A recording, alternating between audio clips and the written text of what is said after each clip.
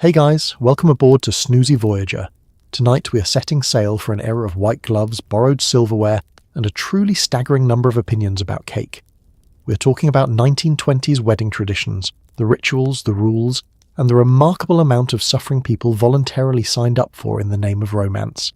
And before you get too comfortable, take a second to like the video and subscribe, but only if you actually enjoy what I do here. If you've been here before, you already know the vibe. Calm, a little weird, historically accurate-ish, and designed to knock you out like a glass of warm milk that went to college. Leave a comment telling me where you're listening from and what time it is for you. Somehow, it is always 2 a.m. somewhere, and I respect that completely. A special thank you to everyone who suggested this topic. You people have taste, and also apparently a deep curiosity about why your great-grandmother needed 6 months to plan a party in a church hall with no air conditioning. Let's pause for a second. Have you ever wondered what it actually took to get married in the 1920s? Did women really wear those white dresses every day until the wedding, or just for the portrait? What exactly was in that wedding cake, and why did people mail slices of it to people who couldn't attend, like a dessert telegram? Was the groom allowed to have opinions? What happened if you accidentally invited your cousin's estranged second wife? How many things could go wrong at a reception held in someone's backyard with a gramophone, a nervous minister, and a great uncle who had already found the punch? And why did brides carry bouquets of flowers that meant specific things, and did anyone actually know what they meant? Or was everyone just nodding politely while holding orange blossoms and hoping for the best? And now, congratulations, you have just woken up in 1923. You are engaged. Someone has already started a list. The list is several pages long. You have not been consulted about the list. Welcome to the most organised, most etiquette-soaked, most emotionally complicated party of your entire life. Try to enjoy it. We begin, as all love stories must, with the moment someone decided to make things official. In the 1920s, a marriage proposal was not simply a private exchange between two people who loved each other. It was the opening move in a very long, very public chess match, involving both families, a certain amount of property assessment, and the social reputation of everyone in a 3-block radius. The man proposed. That was not up for debate. He did it formally, sometimes in writing first, and ideally after obtaining the blessing of the woman's father, which was less a romantic courtesy and more a contractual prerequisite. The woman's father was not just a sentimental formality. He was, in the eyes of the law and society, still technically responsible for his daughter's welfare, until she became someone else's problem. If you skipped that step, you weren't just rude, you were courting a very cold reception at every family dinner for the rest of your natural life. The visit to the father was its own performance. You dressed well, you arrived on time, you sat in the good parlour, the one that was only opened for important occasions and smelled faintly of furniture polish and suppressed anxiety, and you made your case. The case was not purely romantic. You were expected to demonstrate that you had the financial means and social standing to support a household. You were not proposing to a woman so much as presenting your credentials to a board of 1. The father could say no. This happened. And if he said no, you did not simply proceed anyway and announce that love conquers all, because love in the 1920s was a lovely sentiment that nonetheless did not override property law or the social consequences of acting against your future in-laws' explicit wishes. Once paternal approval had been secured, the proposal itself could take several forms. Some men wrote letters, formal, careful letters that laid out their intentions and feelings with the grammatical precision of people who'd been educated in an era that took writing seriously. Others proposed in person, in a private moment, which in the context of 1920s courtship meant a moment that was technically private, but occurred within reasonable proximity of other family members. You were not, as a general rule, proposing in a remote location. Propriety did not permit it. The woman's response was expected to be genuine but also managed. Saying yes too quickly could seem undignified. Saying no required a good reason, and good reasons were evaluated by everyone around her with the same thoroughness that the father had applied to the man's credentials. This is approximately the least romantic version of falling in love you can imagine, and yet people managed to find genuine feeling inside this structure, which says something either about human resilience or about how effectively you can convince yourself that paperwork is romantic if you do it in a nice suit. What nobody mentioned, because nobody needed to, was that the entire community already knew. Courtship in the 1920s happened within a social framework so visible that the question of whether a couple would marry was often being discussed by their neighbours before the couple had discussed it themselves. The proposal, when it finally came, was in many cases less a surprise and more a confirmation, the formal closing of an argument that had been running for months in other people's kitchens. And so the engagement began. The chess pieces moved. The list started. Somewhere, two families were already disagreeing about the guest count, and the wedding hadn't even been scheduled yet. Once the proposal had been accepted, witnessed, and quietly debated by the neighbours, it was time for the ring. The engagement ring in the 1920s was not the casual personal expression it might be today. It was a statement of financial seriousness, social standing, and long-term intent, compressed into a small circle of metal that would be examined, appraised, and silently judged by every woman at every church function for the next 6 to 12 months. Diamonds were becoming increasingly popular, thanks in large part to a rising marketing apparatus that understood that human beings are deeply susceptible to being told something shiny equals love. But sapphires, rubies, and pearls were also fashionable, particularly pearls, which carried the unfortunate symbolic association of tears. Whether brides knew this and simply didn't care, or whether jewellers quietly forgot to mention it, is one of history's great unresolved questions. The design of the ring was shaped by the aesthetic sensibilities of the era. The 1920s were the height of Art Deco, geometric, precise, and deeply interested in symmetry, contrast, and the satisfying visual effect of a platinum setting holding a stone in place like a small architectural achievement. Filigree work was popular. Milgren edging, tiny beaded borders around the setting, was considered elegant. The overall effect was intentionally intricate, as though the ring had been designed not merely to be worn, but to be examined at close range by people who had strong opinions about metalwork. Platinum had overtaken gold as the preferred metal for fine jewellery among the fashionable classes. It was harder, more durable, and held stones more securely, which was practical. It was also significantly more expensive, which was the point. A gold ring was acceptable. A platinum ring said something different. It said that the man who had chosen it understood what was expected of him, and had risen to meet that expectation, which in 1920s social logic was essentially the romantic gesture. The size of the stone was a subject of delicate navigation, too small, and the ring might be read as a sign that the groom's financial prospects were uncertain, a worry that, in a decade of economic volatility still fresh from the disruptions of the war years, was taken seriously. Too large, and the ring risked appearing ostentatious, which was its own kind of social error, because displaying wealth too enthusiastically was considered almost as problematic as not having enough of it. The ideal ring split this difference, significant enough to demonstrate genuine commitment, restrained enough to suggest good taste. You were always performing two things at once. The ring was presented at the moment of proposal, ideally produced from a pocket with minimal fumbling, which was more difficult than it sounds given that 1920s men's fashion did not always prioritise ring retrieval ergonomics. After the ring was placed on the finger, it was worn without interruption. Taking it off was not done casually. It was a symbol not just of the relationship but of the status that came with the relationship. And in the 1920s, status was not something you removed to wash the dishes. What the ring started, it could not easily undo.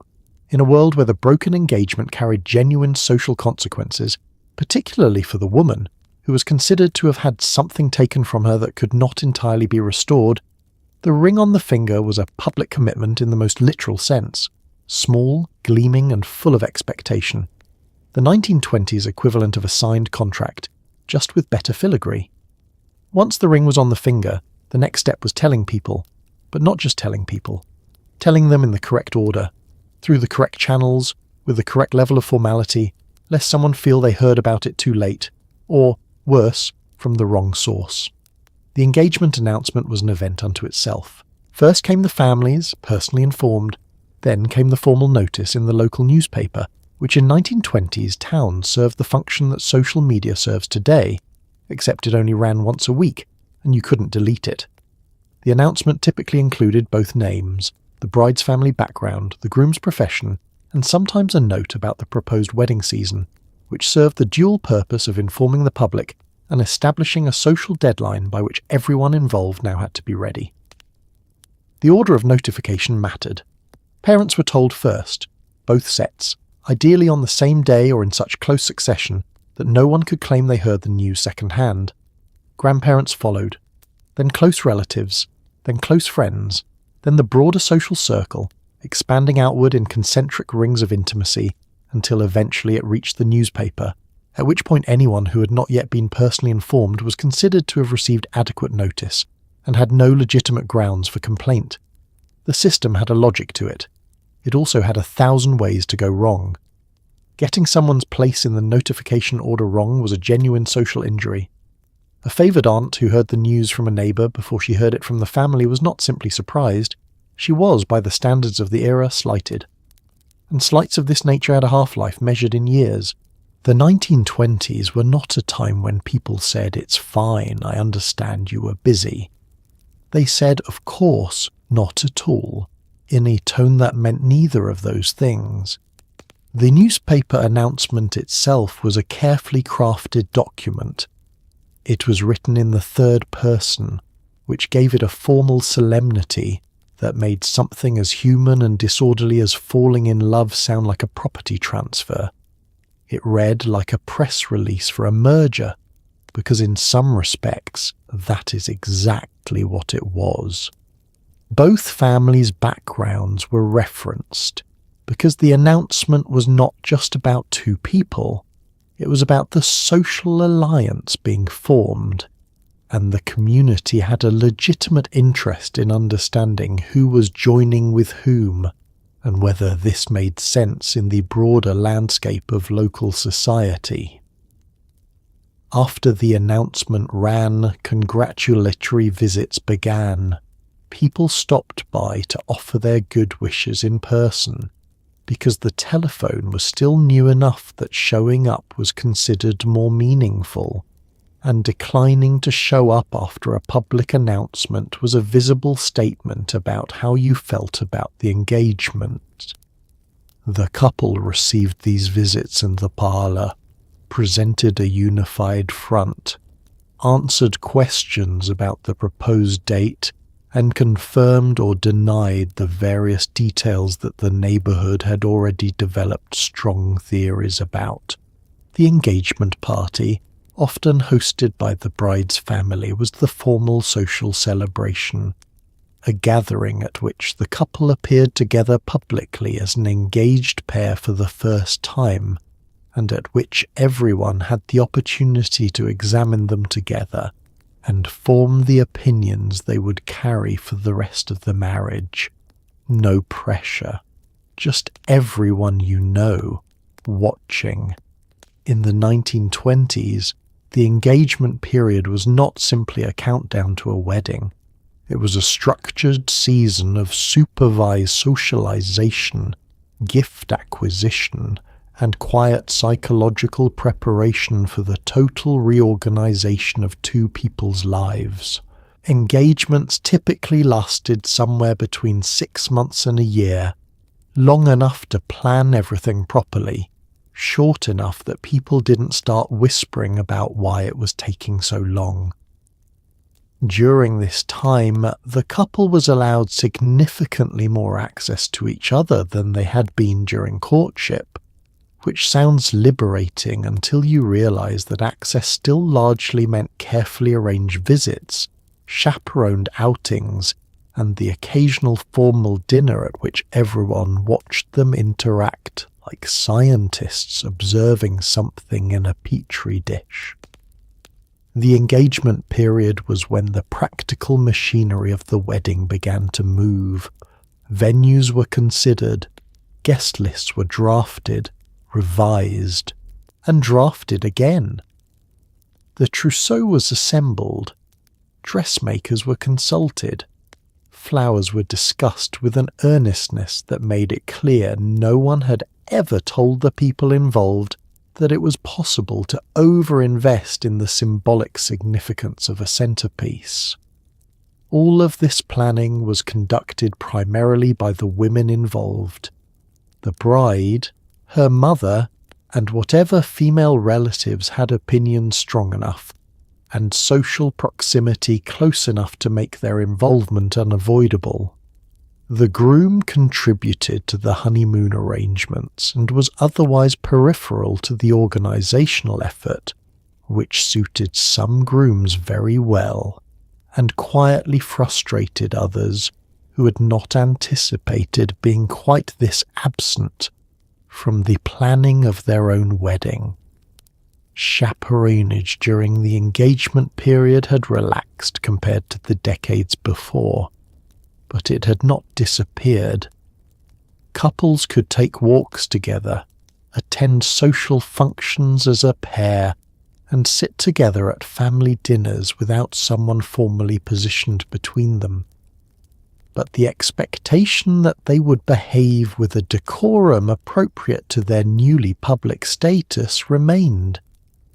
The engagement was a performance as much as a relationship, a demonstration conducted over months, that these two people were prepared to manage their public lives with the dignity that marriage required.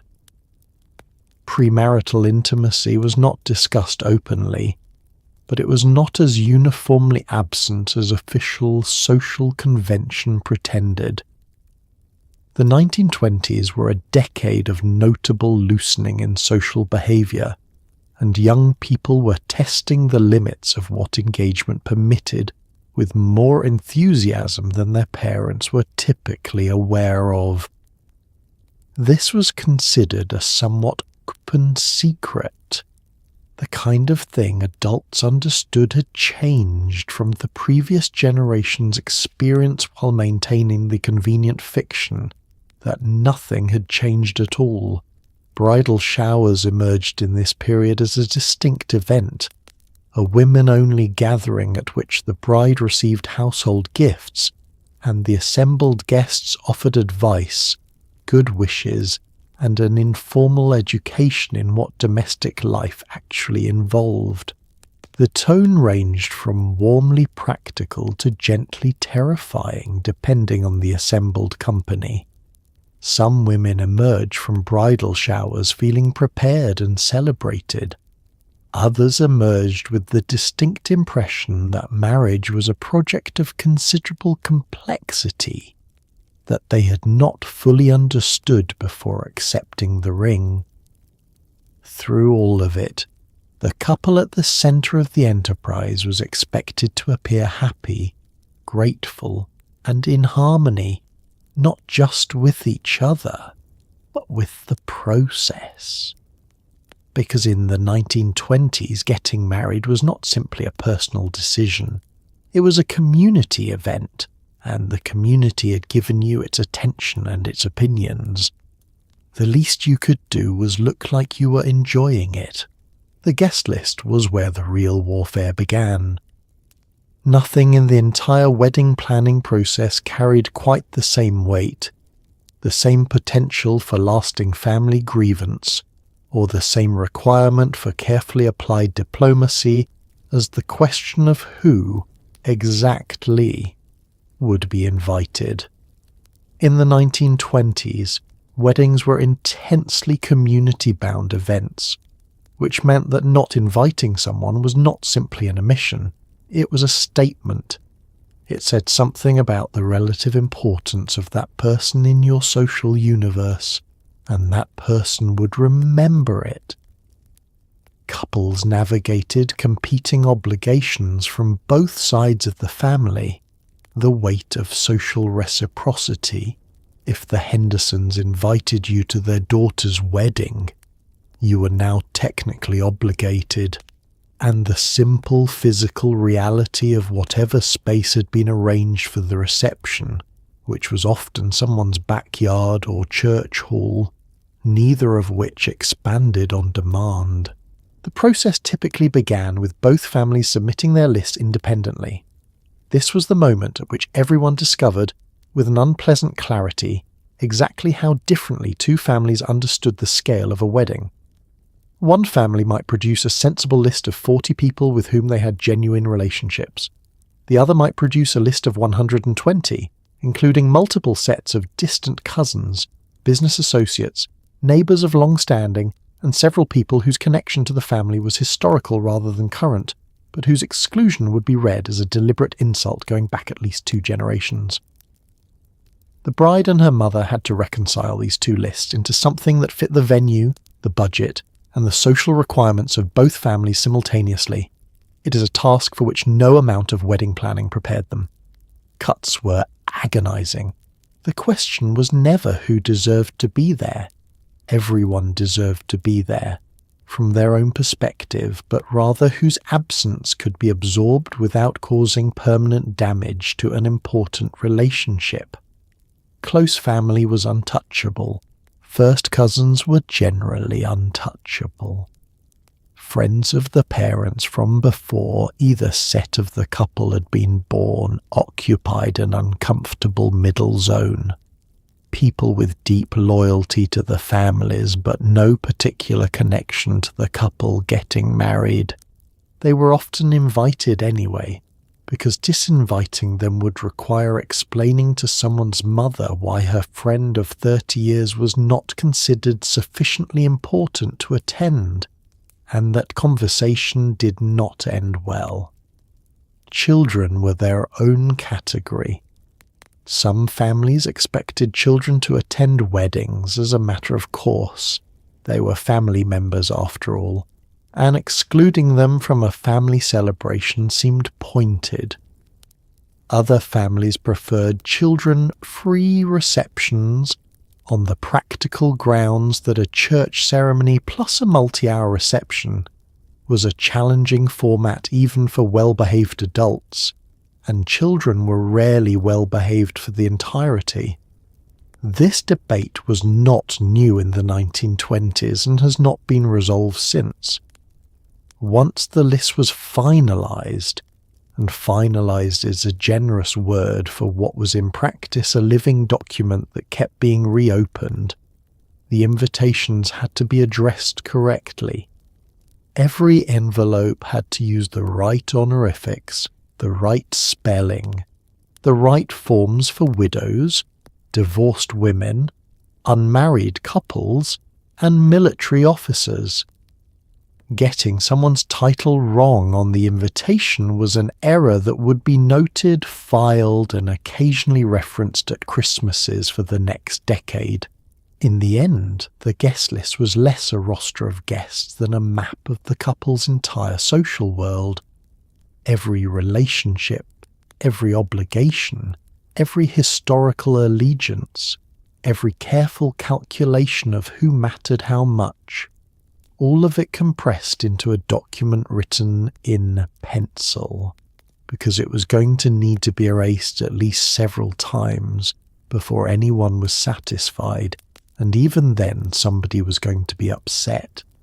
Before a 1920s bride walked down any aisle, she had to be in possession of a trousseau, a word borrowed from French that roughly translates to a collection of household and personal items, assembled with a focus and intensity usually reserved for military operations. The trousseau was the bride's contribution to the new household. Linens, nightgowns, undergarments, household textiles, and enough embroidered pillowcases to last the first several years of marriage without having to go shopping. It was assembled over months, often years, sometimes beginning in a young woman's teenage years, as if someone had quietly decided that adulthood was simply a long preparatory exercise in the ownership of monogrammed towels. Everything was initialed because in the 1920s, your initials on your own belongings were not a vanity. They were a record of provenance and a form of domestic identity. The linen component of the trousseau was taken extremely seriously. Bed sheets, pillowcases, tablecloths, napkins, hand towels and bath linens were acquired in quantity, pressed with care, folded with geometric precision, and stored in what was called a hope chest, a large, typically cedar-lined wooden chest that served both as storage and as a tangible, visible accumulation of a young woman's readiness for domestic life. The hope chest sat in the bedroom of the unmarried daughter like a quiet argument for her suitability, and the quality and quantity of its contents were known, discussed, and assessed by the people who mattered in 1920s social life, with a frankness that would be extraordinary to modern sensibilities. The personal clothing component, nightgowns, undergarments, day dresses for the honeymoon and early married life, was assembled with careful attention to both practicality and elegance. A bride was expected to begin her married life with a wardrobe that would serve her through the first year without requiring immediate additional investment. This was partly practical economics and partly a statement about the family's ability to provision their daughter appropriately. A thin trousseau reflected on the bride's family in the same way a small engagement ring reflected on the groom. It suggested that something was lacking, though everyone was too polite to say so directly. Much of the trousseau was handmade, or at least hand-embroidered. Monogramming was a skill that girls in middle and upper-class families were expected to possess, and the embroidered initials on a trousseau's linens represented hours of labour that were understood as a demonstration of patience, care, and domestic competence. A beautifully monogrammed set of napkins said something about you. What it said, essentially, was that you had been paying attention during the years when other people were trying to teach you things that would, one day, be examined by strangers in your parlour. The trousseau was often displayed before the wedding, laid out in a room of the bride's family home so that guests could admire it during pre-wedding visits. This was not considered unusual. It was a tradition, a form of social approval seeking that was entirely open about what it was. People would walk through the displayed trousseau, examine the stitching, and nod in the approving way that people nod when they are confirming their existing opinion of a family. The modern equivalent of the trousseau is perhaps a registry, except the registry doesn't require years of embroidery, and nobody judges you for having only 2 sets of sheets. Progress, you might say. But something was lost too. The sense that preparing to build a life together was worth the slow accumulation of beautiful, carefully made things, stitched with your own initials and carried forward into a future you couldn't yet fully see. The wedding dress in the 1920s occupied a very specific cultural space, somewhere between aspirational fashion, social performance, and something that had to be carefully matched to the formality of the ceremony, the financial reality of the family, and the body of the woman wearing it, which nobody asked about directly but everyone considered. White had become the dominant colour for bridal wear, a tradition that had been gaining momentum since Queen Victoria's famous choice in 1840, and had by the 1920s hardened into something close to social law for middle and upper class weddings. Ivory and cream were acceptable alternatives. Any other colour was acceptable for quieter ceremonies, second marriages, or people who simply had practical minds about the longevity of a garment they'd wear exactly once. The silhouette of the 1920s wedding dress was shaped by the broader fashion revolution happening in the decade. The war had changed everything. Women had worked, moved and lived in ways that made the elaborate Edwardian silhouette feel not just outdated but actively absurd. Waistlines dropped to the hip. Hemlines rose, cautiously at first, more boldly as the decade progressed. The overall shape of the fashionable 1920s bride was straighter, sleeker, and more angular than her mother had been, a reflection of a generation that had discovered the radical idea that moving freely was something a woman might want to do even on her wedding day. The fabrics were often luxurious: silk charmeuse, satin, crêpe de chine, chiffon layered over silk. These were fabrics that required care to wear and would not survive rough handling, which in the context of a formal ceremony was not a problem, but which did mean that the average 1920s bride spent much of her wedding day being slightly anxious about where she was sitting. Lace was used extensively, as trim, as overlay, as the entire bodice of dresses intended to make a particular kind of statement about the bride's family's taste and means.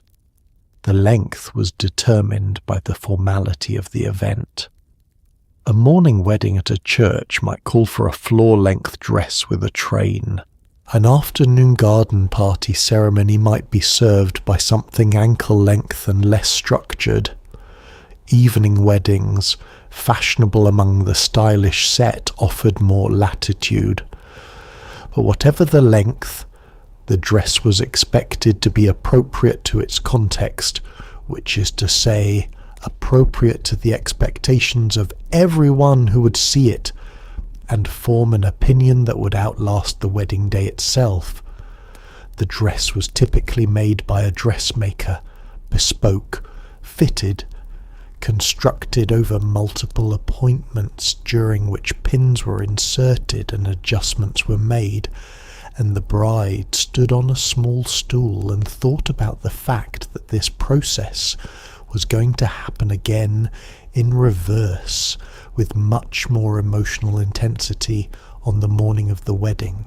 Ready-to-wear bridal clothing was beginning to emerge, but bespoke was still the standard for anyone who could afford it, and the relationship between a bride and her dressmaker in the months before the wedding was one of the most intimate professional relationships in the social calendar. And then, once worn, it was over. The dress was carefully cleaned and wrapped and put away, because you did not wear it again. It became an object, a textile artifact of a single day, preserved in tissue paper in a box, where it would slowly yellow into something your daughters might one day examine with a mixture of affection and bewilderment. One dress, one day, an entire industry of expectation compressed into a few yards of silk. The 1920s made it look effortless. It was not effortless. Nothing about it was. The veil was not simply an accessory. In the 1920s, it was a tradition with roots deep enough that most people had stopped examining why it existed and simply accepted it as a given. The way one accepts that a wedding requires a cake, a procession, and at least one relative who cries before the ceremony has technically begun. Veils came in varying lengths that carried specific social meaning. A simple blusher that barely covered the face said one thing. A cathedral veil that trailed several feet behind the bride and required its own attendant to manage said something else entirely. The length of the veil was broadly correlated with the formality and ambition of the wedding, which meant that choosing the wrong length was not just an aesthetic decision, but a statement about how seriously your family took the whole enterprise. The origins of the veil reach back far enough to be genuinely murky. Ancient Rome had brides wearing flame-coloured veils, which had nothing to do with purity and everything to do with warding off evil spirits who might try to ruin the wedding. A tradition that modern brides have largely retired, but which, on reflection, has a certain practical appeal. The medieval church had its own interpretations.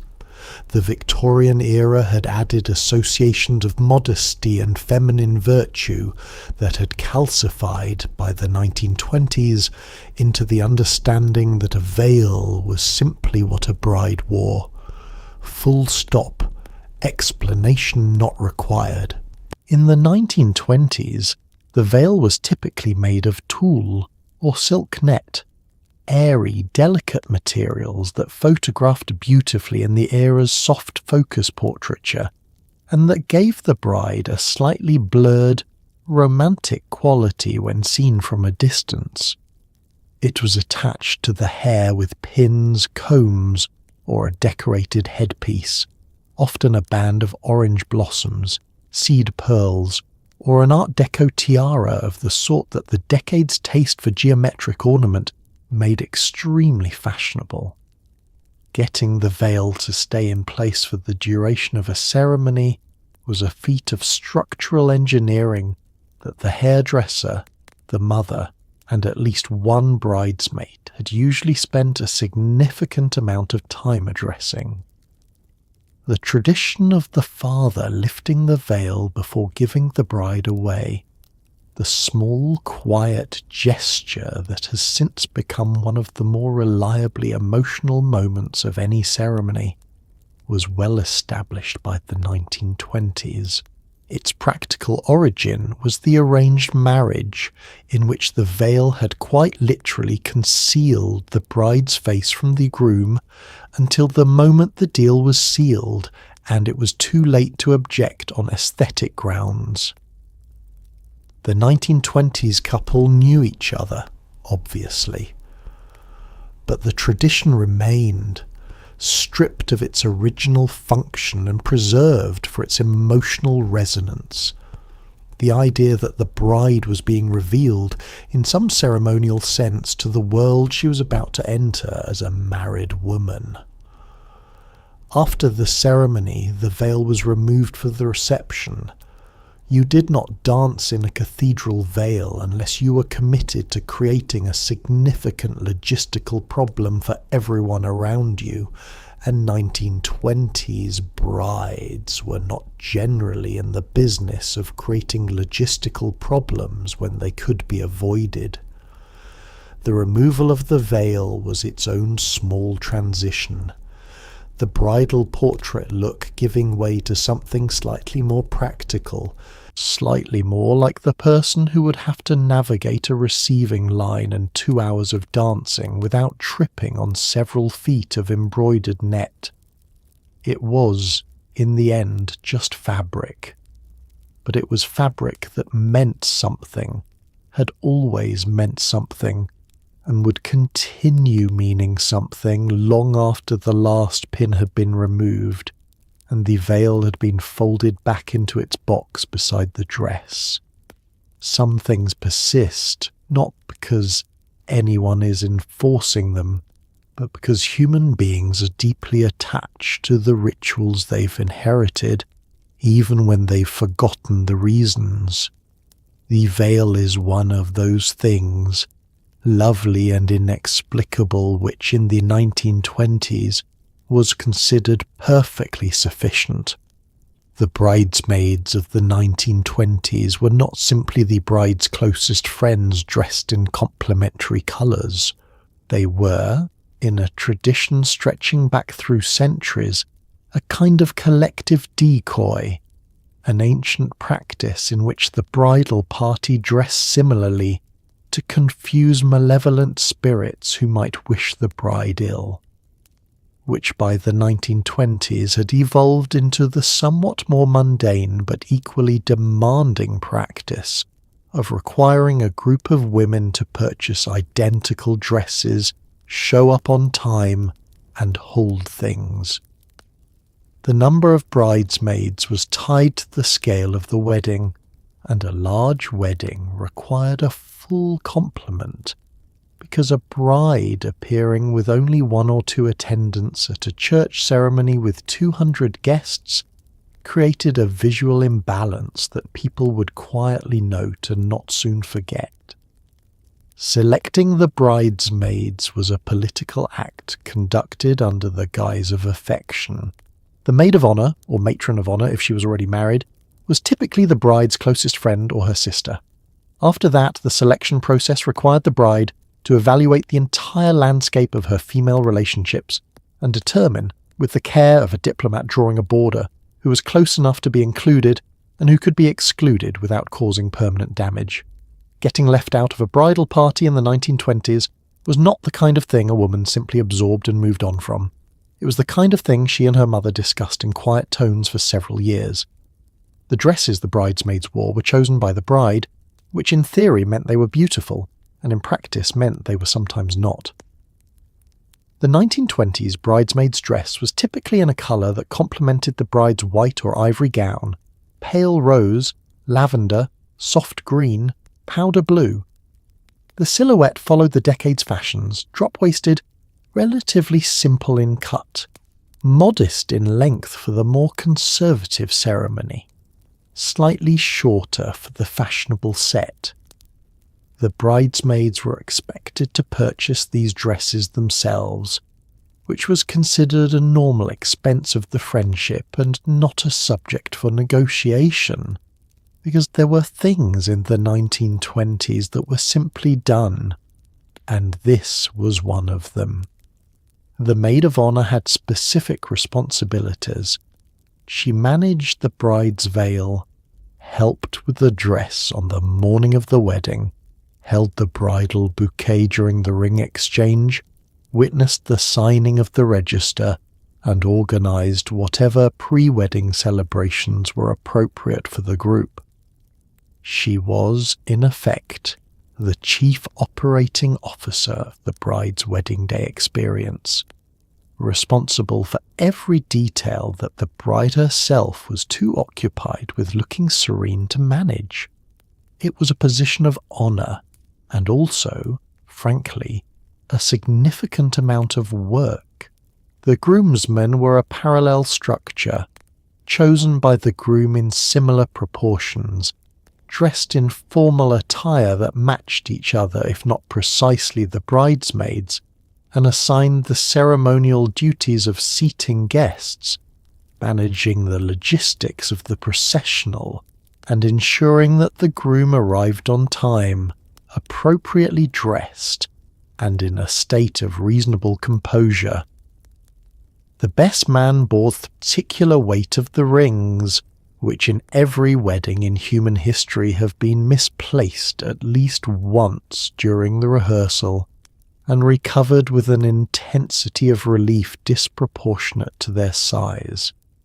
Together, the bridal party was the visual frame of the ceremony, a formal arrangement of people who mattered, positioned on either side of the couple as a living testament to the social world they were bringing into the marriage. They stood, they smiled, they held flowers, they made it look effortless.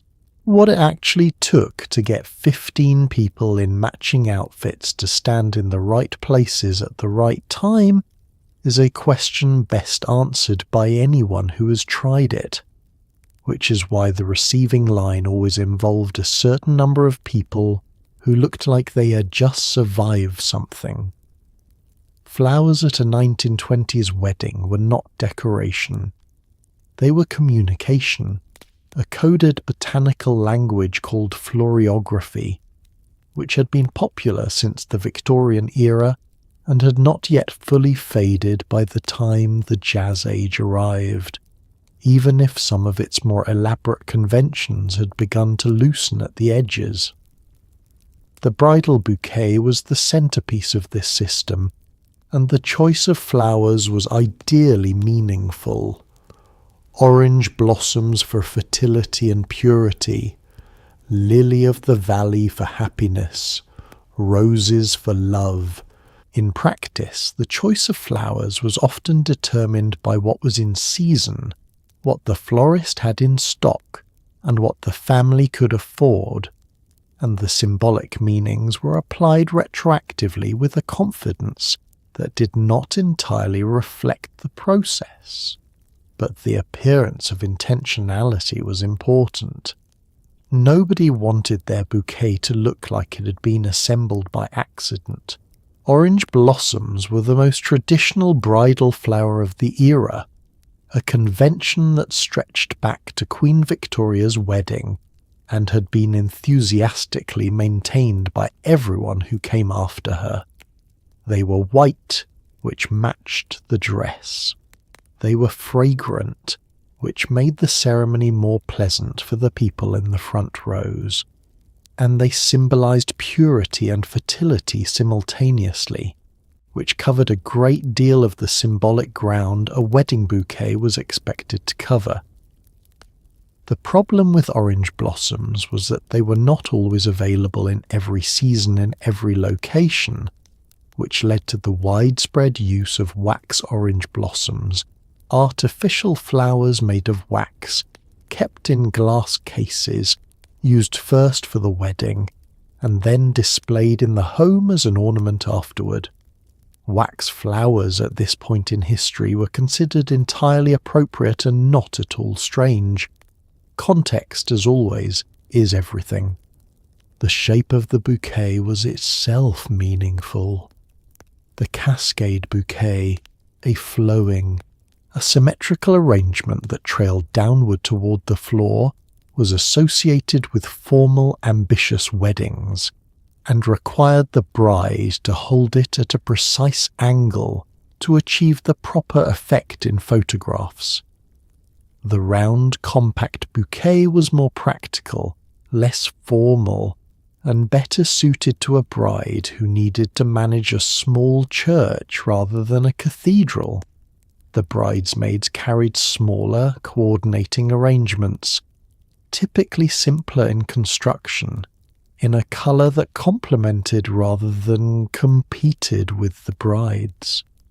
Church flowers were a separate production. The pew ends were often decorated, sometimes lavishly, sometimes with simple white ribbon, and the altar flowers were arranged to draw the eye toward the ceremonial space without overwhelming it. This was a balance that florists of the era took seriously, and the distinction between enough flowers and too many flowers was one of those fine lines that the 1920s social sensibility patrolled with surprising vigilance. More was not always better. More was sometimes an indication that someone was trying too hard, which was almost as bad as not trying at all. The bouquet toss at the end of the reception was already an established tradition by the 1920s. The bride throwing her flowers toward the assembled unmarried women, with the understanding that whoever caught them would be the next to marry. The tradition's origins are genuinely medieval, rooted in the belief that pieces of the bride's clothing and accessories carried good luck, and that guests would try to grab them. The bouquet toss was a civilized way to redirect this impulse. Whether it worked as a predictive tool for future marriages is perhaps best not examined too closely. What the flowers did ultimately was transform ordinary rooms into places that felt appropriate to the occasion. A church decorated with white flowers on a June morning looks different from an empty church, and the difference is felt before it is understood. The scent, the colour, the careful arrangement, all of it said something that words could not, which is precisely the point of having a language made of petals. Even when nobody remembered exactly what each flower meant, they understood that someone had chosen these particular things with care. In the 1920s, that was enough. The 1920s wedding ceremony was a carefully sequenced ritual in which almost nothing was left to improvisation, and yet somehow things still managed to go sideways at regular intervals. Church weddings were the dominant form for most of the middle and upper classes, and the order of service was largely standardized, processional, opening remarks, the giving away of the bride, vows, the exchange of rings, the declaration, the kiss, the recessional, all performed in a specific order at a specific pace, with participants arranged in a specific formation that had been rehearsed at least once and ideally twice. The rehearsal was not optional. It was a dry run with high stakes during which the wedding party learned where to stand, when to move, and what expression to hold on their faces during the parts of the ceremony that required looking moved but not actually crying. The processional set the tone. The bride entered last, preceded by her bridesmaids in pairs, the flower girl if there was one, and the maid of honour. She entered on her father's arm, walked the length of the aisle at a pace that allowed everyone assembled to observe her arrival without it feeling rushed, and arrived at the altar where the groom and his groomsmen were already positioned, having entered from his side door in a way that was far less ceremonially significant and received approximately 1/10 of the attention. The groom watched the bride walk toward him while the assembled guests watched the groom watching the bride, because in a room full of people who have planned a wedding for 6 months, emotional reactions are a form of entertainment. The giving away of the bride was the moment at which the father answered the minister's formal question, "Who gives this woman to be married?" with an affirmation that transferred, in a ritual and legal sense, his daughter's social welfare from his household to the groom's. By the 1920s, this was already being understood primarily as ceremonial rather than literally transactional, though its origins in the era when women were, in a legal sense, transferred property had not entirely faded from the social memory. Fathers tended to say, "her mother and I," rather than "I," a small but meaningful update that acknowledged the mother's stake in the proceedings, even if the words of the ceremony had not yet caught up with the sentiment. The vows were the centre of everything. The spoken commitment that transformed two people from engaged to married in front of God, the minister, their families, and a church full of people who had dressed up and travelled some distance to witness exactly this moment. The traditional vows of the 1920s were the words that had been used for generations, to have and to hold, from this day forward, for better, for worse, for richer, for poorer, in sickness and in health. The bride promised to love, cherish, and obey. The obey was standard, expected, and present in the ceremony of the era without apology. It would become contested in later decades, but in the 1920s it was simply part of the text delivered in the same tone as the rest of it. Earnest, formal, and carrying the weight of every wedding that had used those same words before. The exchange of rings was precise. The best man produced them at the appropriate moment.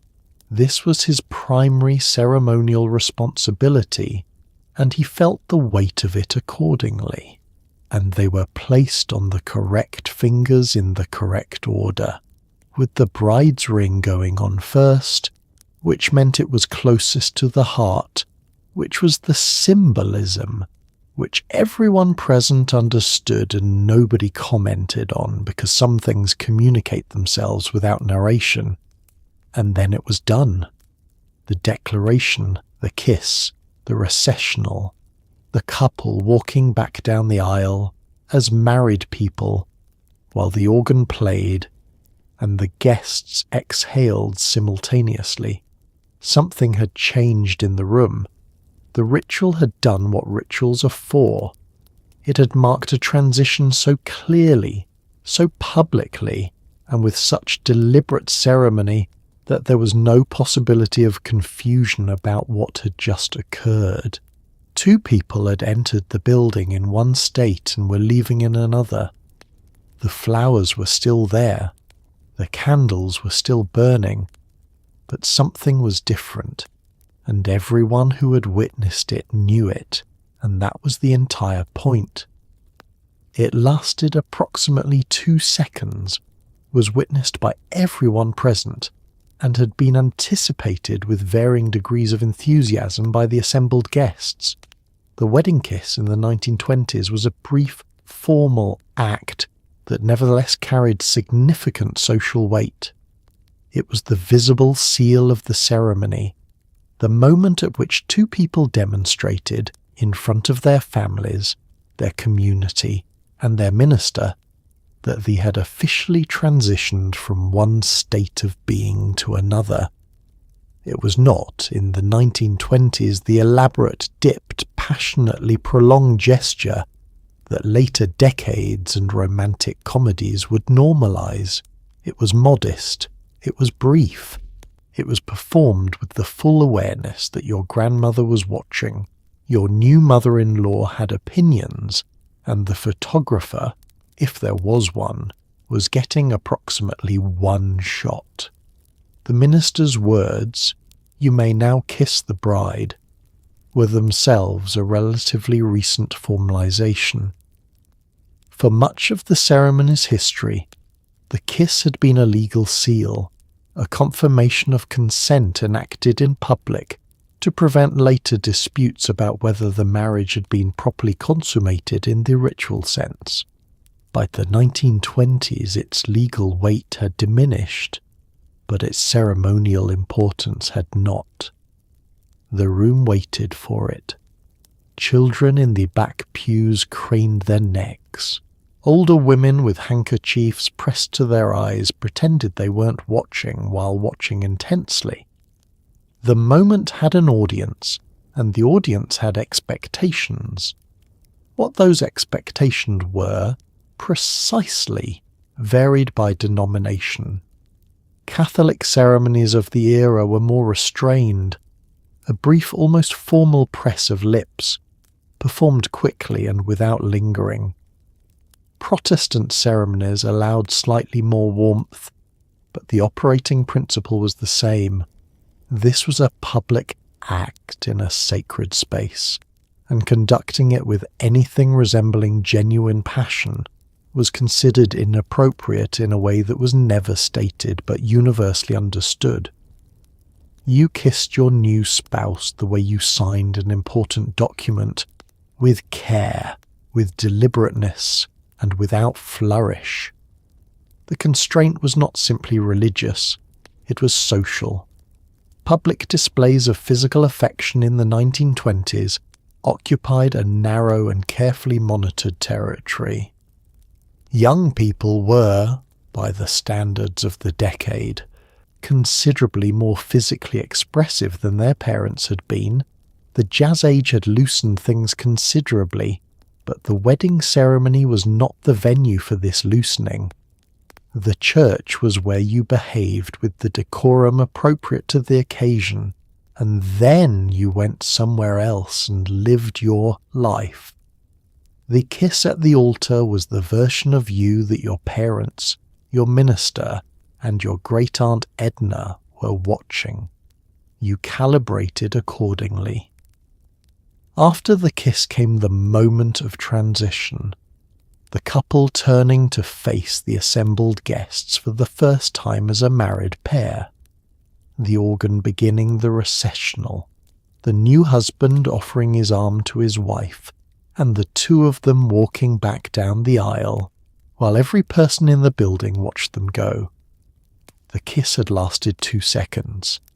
The walk back down the aisle, in the glow of what those 2 seconds had initiated, felt considerably longer, and not unpleasantly so. It is perhaps strange in retrospect, that a tradition we now associate with one of the most emotionally charged moments of a person's life was governed in the 1920s by such careful restraint. But restraint was not the same as absence of feeling. The brevity of the kiss was not evidence that these people cared less.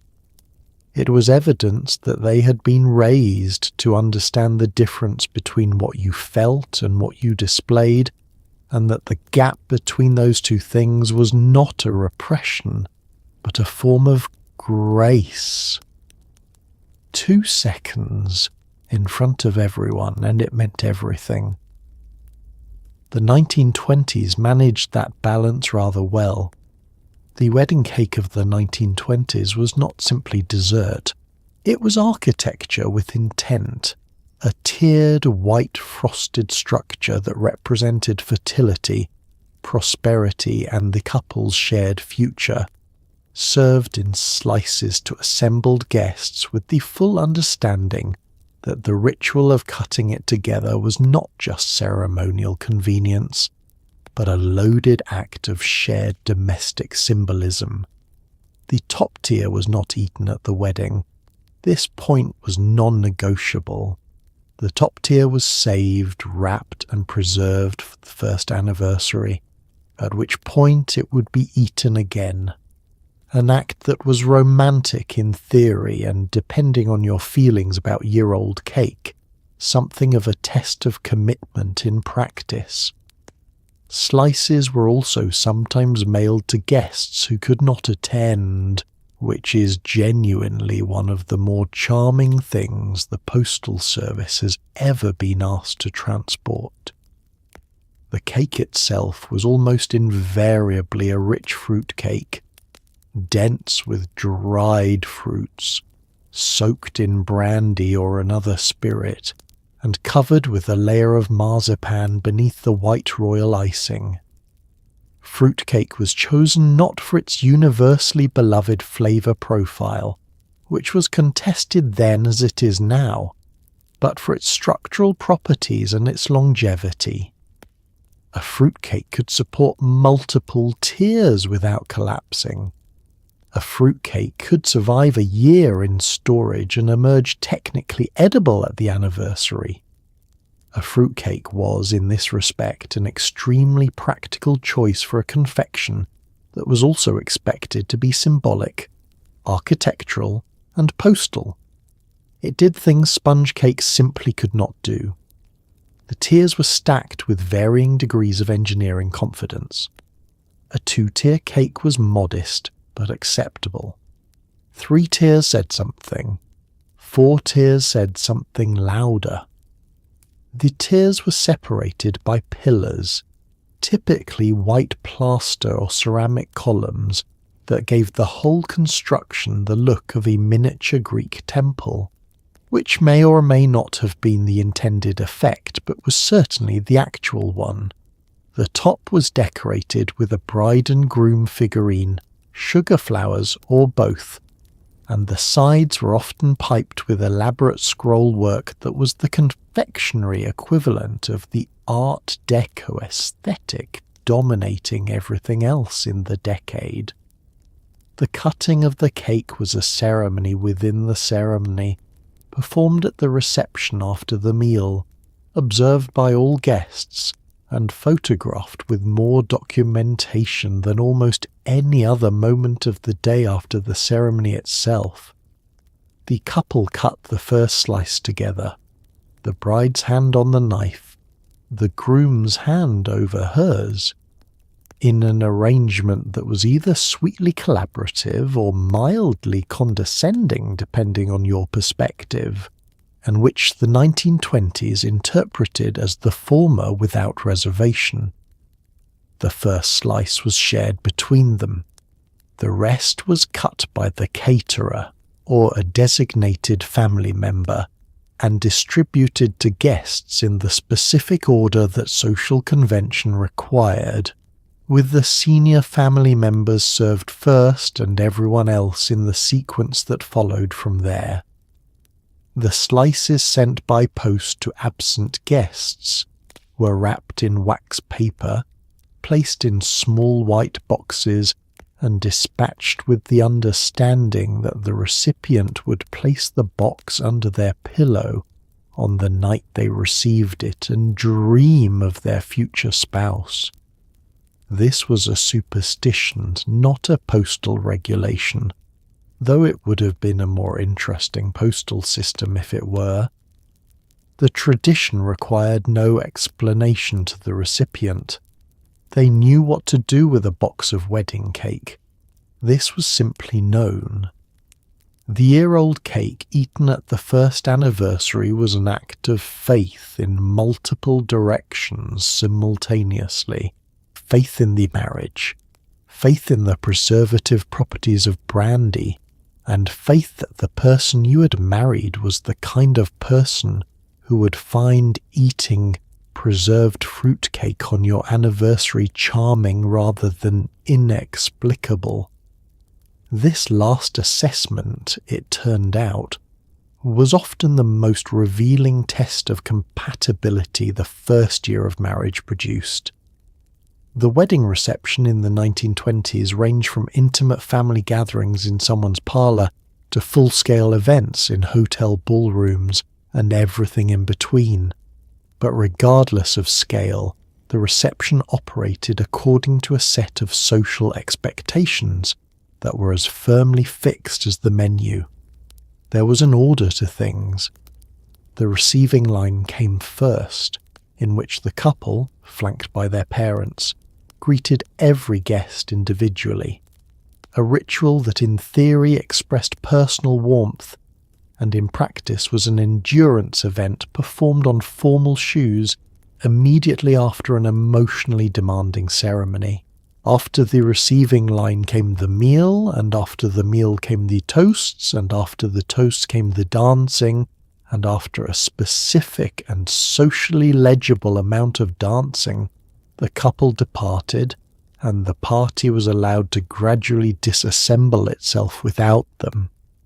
The receiving line was its own particular form of social endurance sport. Each guest moved through it in sequence, shaking hands or exchanging brief embraces with the bride, the groom, the bride's parents, the groom's parents, and occasionally a grandmother or senior family member who had been positioned at the end of the line as either an honour or a strategic placement to prevent her from circulating freely among the guests.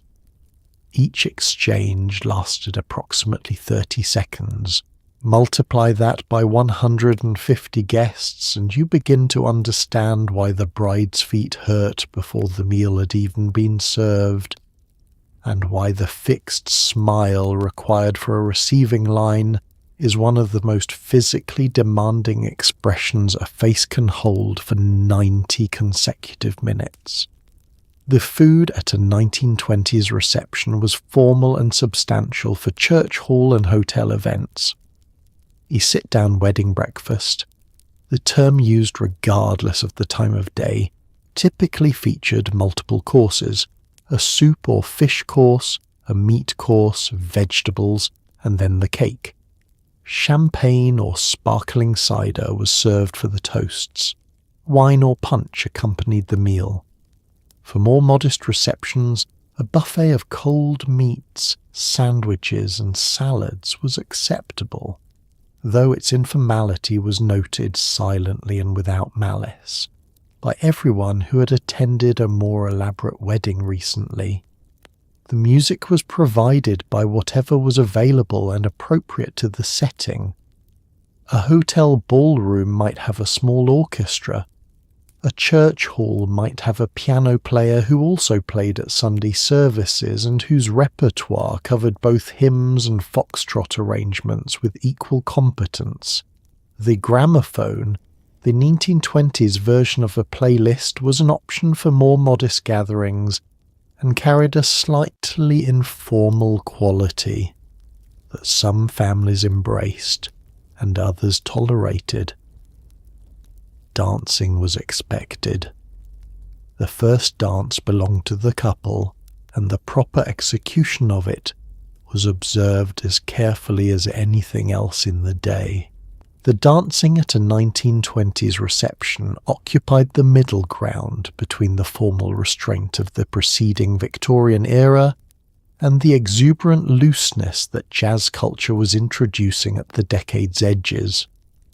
The waltz was entirely appropriate, the foxtrot was fashionable, the Charleston was present at more spirited receptions and viewed with varying degrees of alarm by older guests who felt that the knees should not do that in church halls.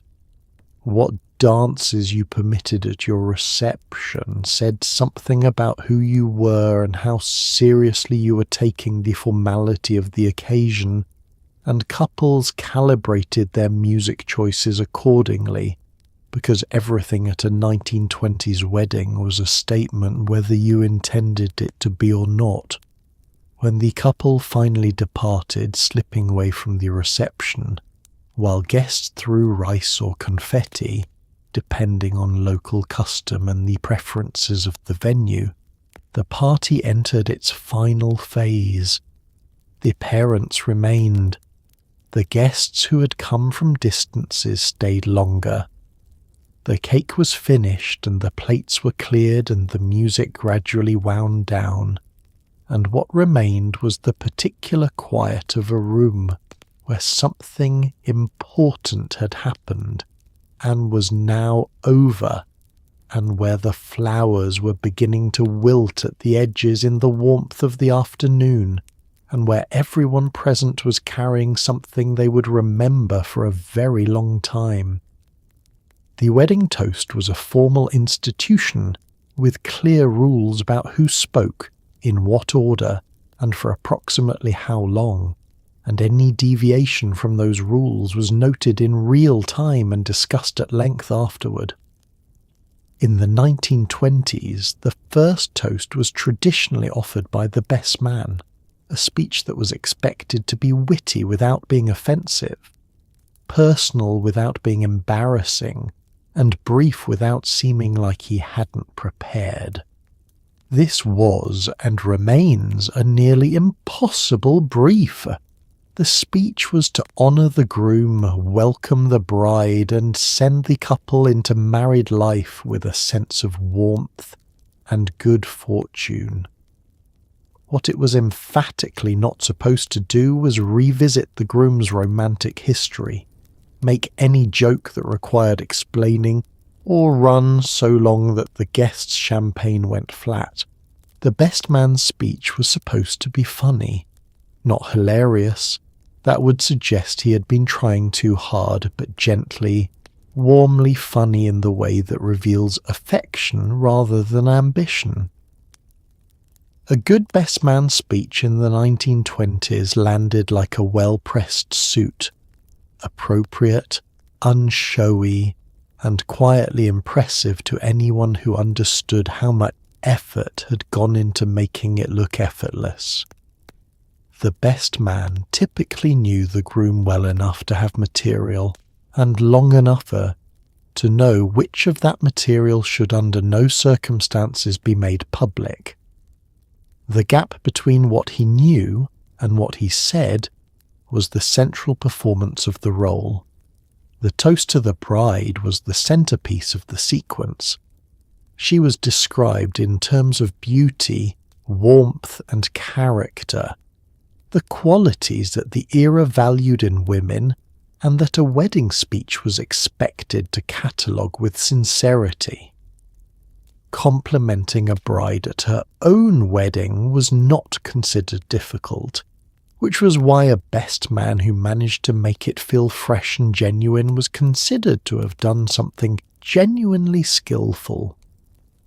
The formula was established enough that any deviation from it was noticeable, and the noticeability was not always welcome. The father of the bride often spoke as well, sometimes before the best man, depending on local custom. His speech occupied a different emotional register, more personal, more emotional, navigating the specific feeling of having raised a daughter, and now watching her formally leave your household for someone else's.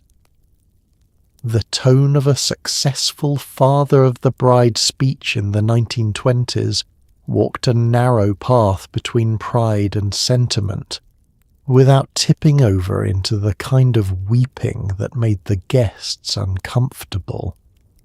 Reaching into a breast pocket for a folded piece of paper was entirely acceptable. The paper suggested preparation, and preparation suggested the speech had been taken seriously, which it should have been. The groom's response was expected to be brief and gracious, a thank you to both sets of parents, a toast to the bridesmaids, and an expression of his affection for his new wife delivered with the composure of a man who had just committed to something enormous and was choosing to meet that enormity with steadiness rather than emotion. Whether he felt the enormity was entirely his own business. What he displayed was the performance. The toasts were drunk with champagne, or with whatever sparkling thing approximated champagne in households that did not run to French imports.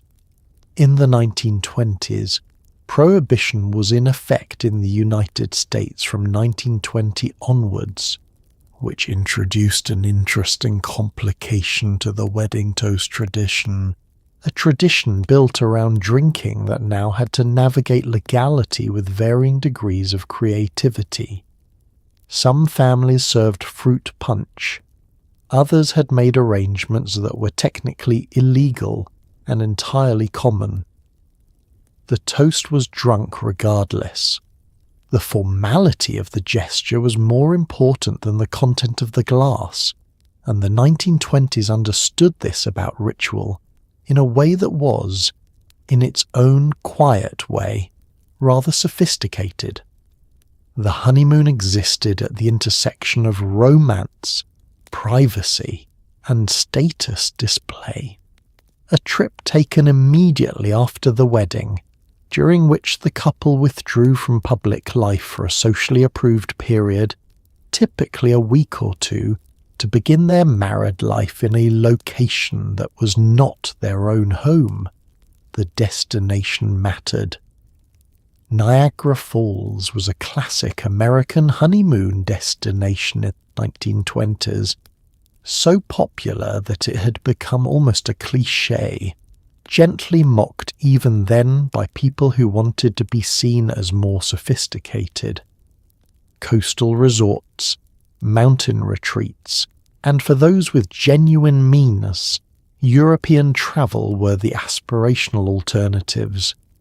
The honeymoon was where you went to not be watched for the first time since the engagement had been announced, which, if you had been living under the scrutiny of two sets of parents and a full social circle, felt approximately like being released from a very well-appointed parole situation. The departure from the reception was itself a ceremony. The couple changed out of their wedding clothes, the bride into a smart travelling suit or afternoon dress, the groom into something equally correct for public travel, and made their exit through a corridor of guests who threw rice, confetti or flower petals depending on what was available and what the venue permitted. This was not a quiet withdrawal. It was a public departure, witnessed and celebrated, because in the 1920s the boundary between private life and community life was porous enough that even your exit from your own wedding was a communal event. The honeymoon destination was chosen by the groom, which was one of his primary organisational responsibilities in the wedding planning process, and one he took with varying degrees of seriousness.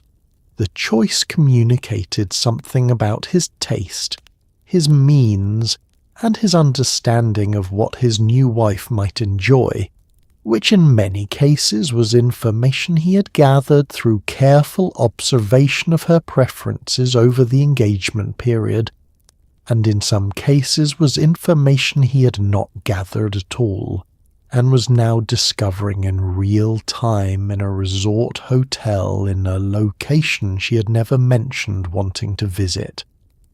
Both outcomes were possible. The 1920s did not require compatibility surveys. Train travel was the primary mode of honeymoon transportation, and it had a romance to it that the era recognised and celebrated. The railway journey to the honeymoon destination was the couple's first truly private time, enclosed in a compartment, removed from families, freed from the ceremonial requirements of the day. It was also the first time many couples had spent any significant time genuinely alone together, given the chaperoned nature of the engagement period, which gave the train journey an emotional weight that the rattling of the carriages and the passing countryside did nothing to diminish. Hotels for honeymooning couples were expected to be of appropriate quality, better than a couple might ordinarily afford, because the honeymoon was understood to be an exceptional occasion that warranted exceptional expenditure.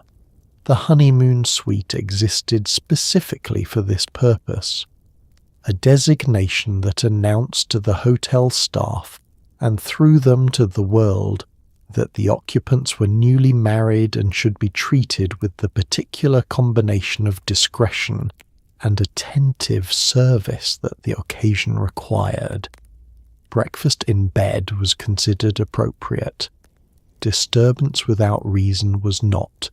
When the honeymoon ended and the couple returned to their new home, or in many cases to one of their family's homes while their own household was being established, they returned as a unit, visibly altered from what they had been before the wedding. The community noted this return. Calls were paid. Questions were asked. The honeymoon was discussed in terms of where they had been and how the weather had been, and whether they had enjoyed the journey, because asking anything more direct was not done. And yet the fact of what the trip had been was entirely understood by everyone asking about the weather, and everyone knew that everyone else understood it, and somehow this elaborate mutual pretense was considered perfectly gracious. The 1920s were, in this respect, rather excellent at looking directly at something while appearing to look elsewhere. After the wedding came the thank you notes, and in the 1920s, the thank you note was not a casual text message or a brief email sent in a vaguely appropriate window. It was a handwritten, personally addressed, specifically tailored letter of gratitude sent to every person who had given a gift, attended the wedding, or done anything significant enough to warrant acknowledgement, and it was expected to arrive within a specific period of time, after which its lateness became its own social commentary on your character. The bride traditionally wrote the thank you notes. This was not debated, and she wrote them by hand, on her new stationery, ideally with her new married name already monogrammed upon it, which meant the stationery had to be ordered before the notes could be written, which meant there was a small logistical window between the wedding and the point at which the thank you note deadline began quietly ticking. The window for acceptable delivery was approximately 2 weeks for local guests, and somewhat longer for those who lived at a distance. Exceeding this window was not a catastrophe, but it was noticed. A thank you note arriving 6 weeks after the wedding carried with it an implicit message that the recipient had not been prioritized, even if the delay had a perfectly legitimate explanation, because the 1920s did not particularly reward legitimate explanations when a social obligation had been deferred. The explanation was beside the point. The note should have been written. Each note was expected to be specific. You did not write the same note to every person and simply change the name at the top, even though this would have been significantly more efficient. You referenced the actual gift by name. You described briefly and warmly how it would be used or what it meant. You expressed gratitude that felt personal rather than formulaic. Even thus, the exercise of expressing personal gratitude 150 times in succession was by its nature a somewhat formulaic enterprise. The skill was in making each note feel as though it had been written individually and with genuine feeling, which required a facility with language and a patience for repetitive emotional performance that the era had specifically cultivated in its women and more or less left to chance in its men. The stationery mattered. A thank you note written on good paper in clear and even handwriting with appropriate ink said something about the writer that a note dashed off on whatever was available said something rather different about. The monogram at the top, the new initials, the new name, was a detail that carried meaning beyond decoration. It announced that the bride had properly taken on the identity of her married life and was conducting her correspondence accordingly. The monogram was a small flag planted in the territory of the new household. What you could not do, under any circumstances, was fail to write the note entirely. Not writing the thank you note for a wedding gift in the 1920s was the social equivalent of returning the gift in person, with a note explaining that you didn't care for it. The gift had been given publicly in many cases, and the acknowledgement of it was owed. Omitting it was not an oversight the giver would attribute to busyness or forgetfulness. They would attribute it to ingratitude, and they would be correct by the social standards of the era, regardless of the actual reason. The note writing typically took place over the first week or two of married life, an activity that occupied the bride while the domestic routine of the new household was establishing itself. It was, in a strange way, a bridge between the ceremony that has just ended and the ordinary life that was now beginning. You sat at your new desk on your new stationery, and you wrote your new name, over and over, to every person who had witnessed the day. It was repetitive, slightly formal, and entirely necessary. In the 1920s, that combination was considered perfectly reasonable. Some of us might call it exhausting. They called it good manners, and in the gap between those two descriptions lies the entire distance between then and now. Wedding gifts in the 1920s followed a logic that was partly practical and partly social. An exchange system in which the objects given said something about the giver's relationship to the couple, their financial means, and their understanding of what a new household actually required.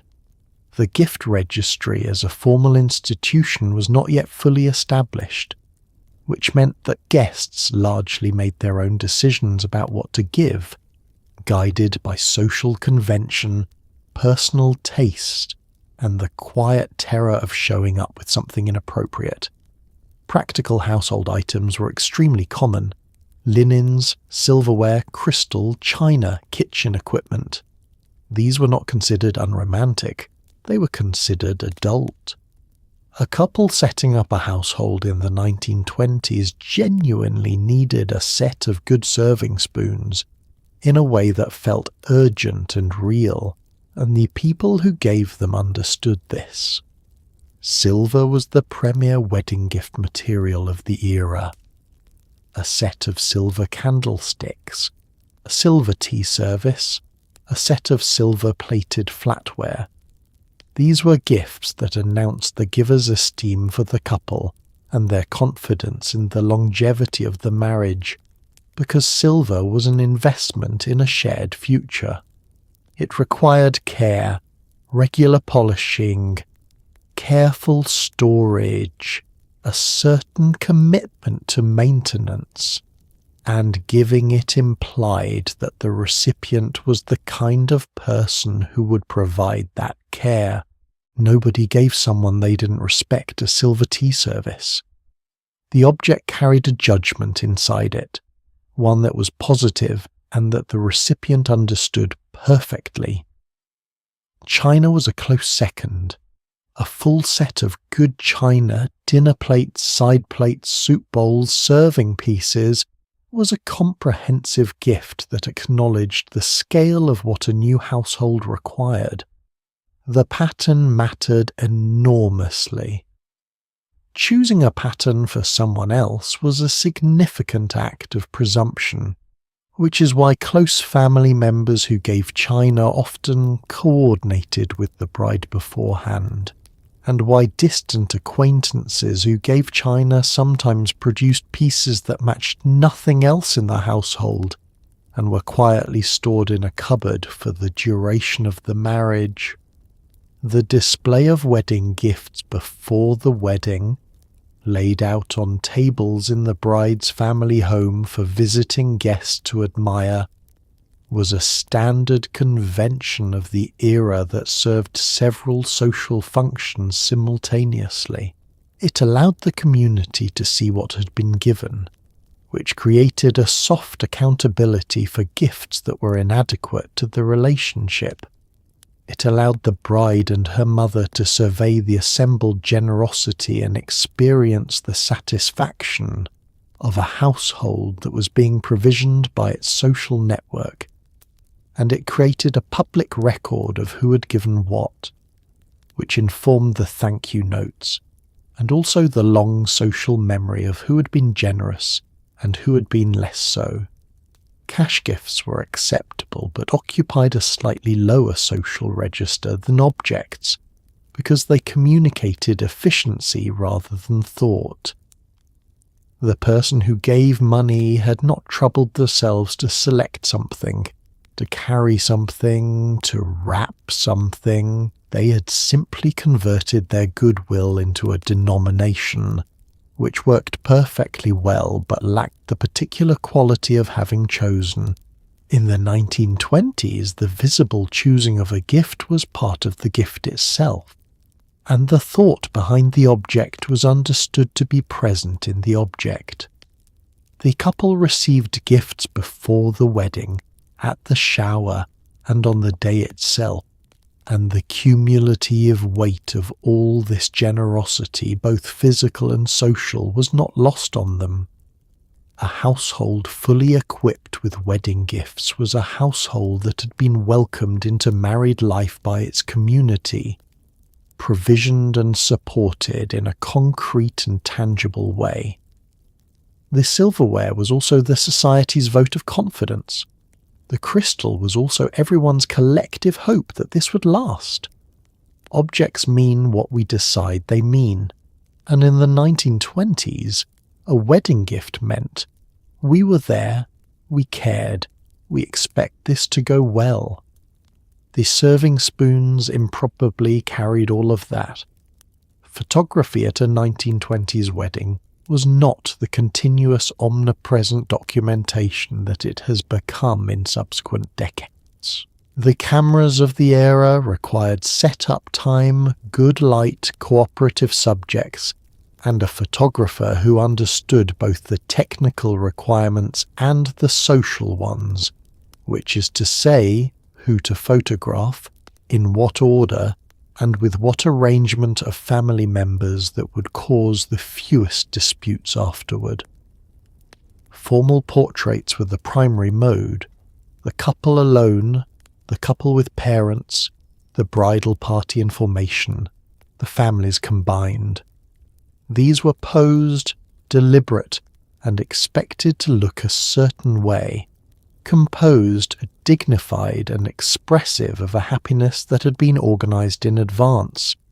The idea of a candid shot, of someone laughing unexpectedly, or of the chaos of the receiving line, or of the flower girl refusing to cooperate, was not yet the aspirational aesthetic it would later become. The photographer was a professional hired for the occasion, and his role was clearly defined. He arrived before the ceremony, photographed the bride in her parents' home. The first formal portraits of the day, taken in good natural light before the ceremony, had an opportunity to introduce the unpredictable variables of weather, emotion, and large groups of people with different ideas about where to stand. These portraits were the ones that would be framed, displayed, and sent to distant relatives who could not attend. They were the official visual record of the bride as she appeared on her wedding day, and they were treated with a seriousness that reflected exactly that understanding. The cameras of the 1920s, large format press cameras, folding cameras, early medium format equipment, required the photographer to work deliberately. There was no rapid sequence of exposures, no safety net of 20 slightly different versions of the same pose from which the best could be selected. Each photograph was a committed act. You composed the frame, you arranged the subjects, you confirmed the light, and you made the exposure, and that was the photograph. This created a relationship between photographer and subject that was fundamentally different from the relationship most modern couples have with their wedding documentation, more deliberate, more formal, and carrying a higher stakes quality that both parties understood. The sequence of photographs followed a strict social protocol. The bride alone came first, then the couple with the bride's parents, then with the groom's parents, then with both sets of parents together, a photograph that required the assembled adults to present a unified front, regardless of what they privately thought about the match, which occasionally produced portraits of remarkable facial complexity.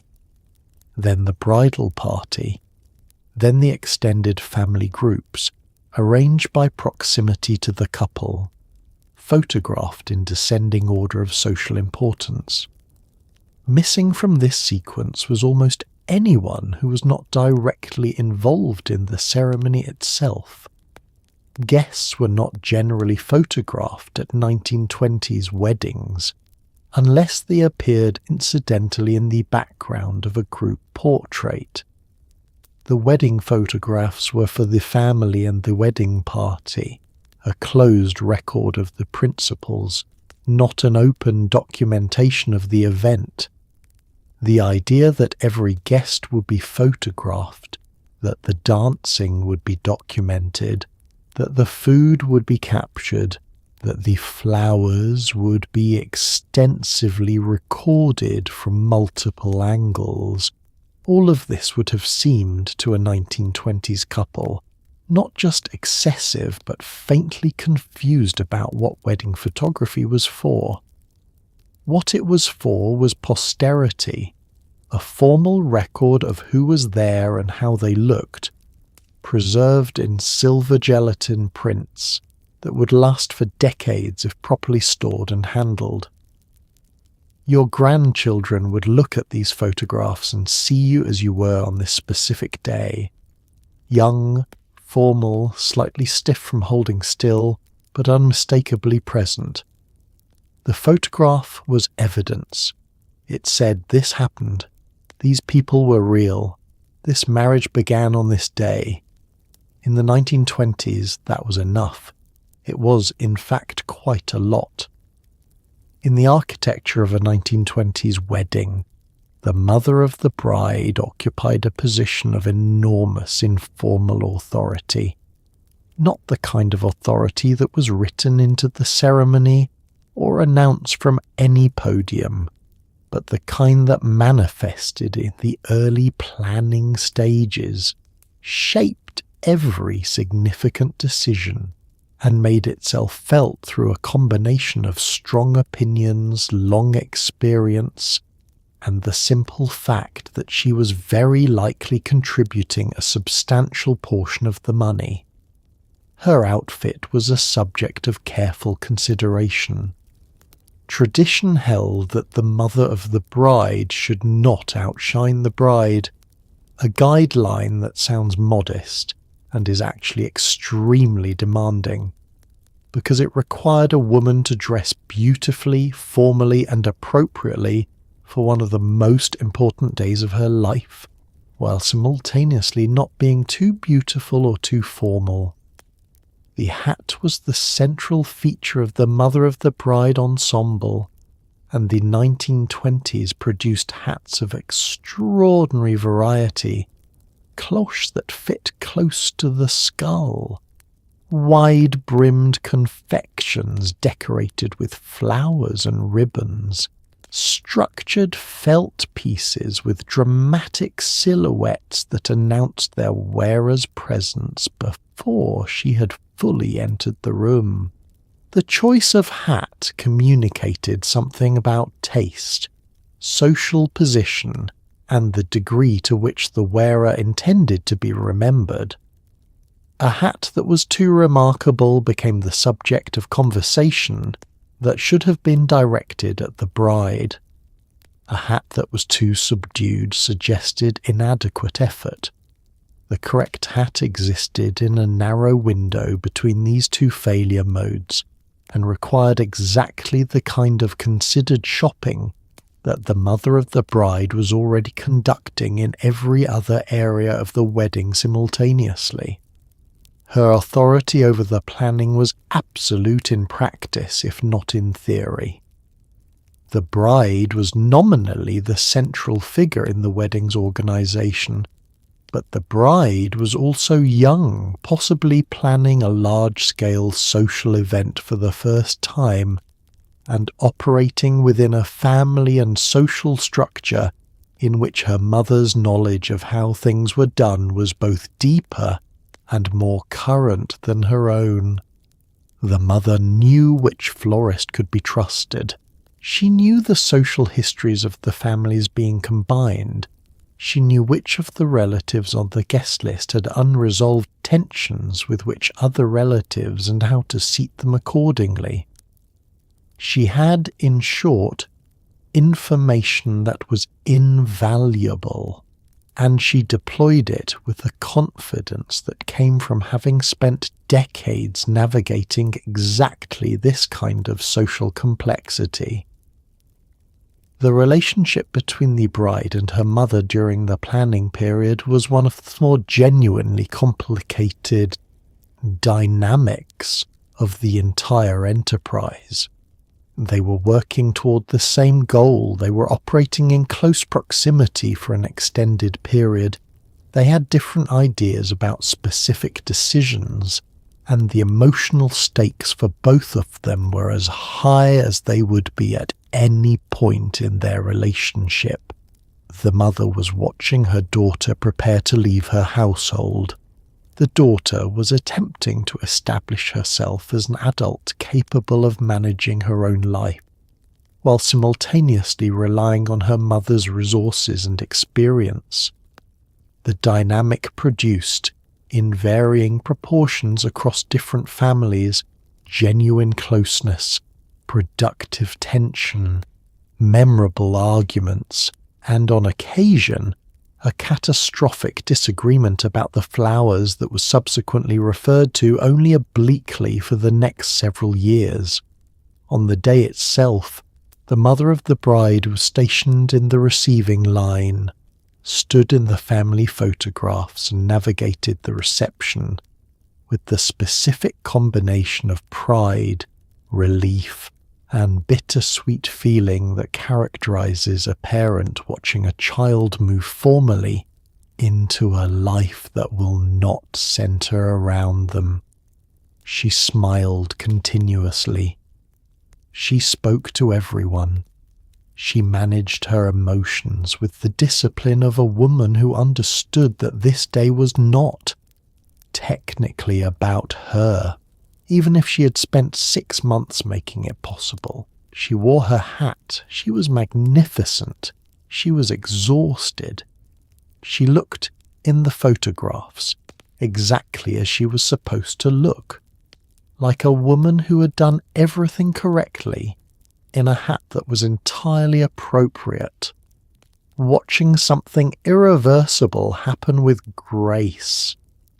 In fairness to the 1920s groom, his role in the wedding planning was relatively limited, not because his opinions were unimportant, but because the cultural script had already been written, the expectations had already been established, and the machinery of the wedding was largely organized around the bride and her family in a way that left the groom with a clearly defined but fairly narrow lane.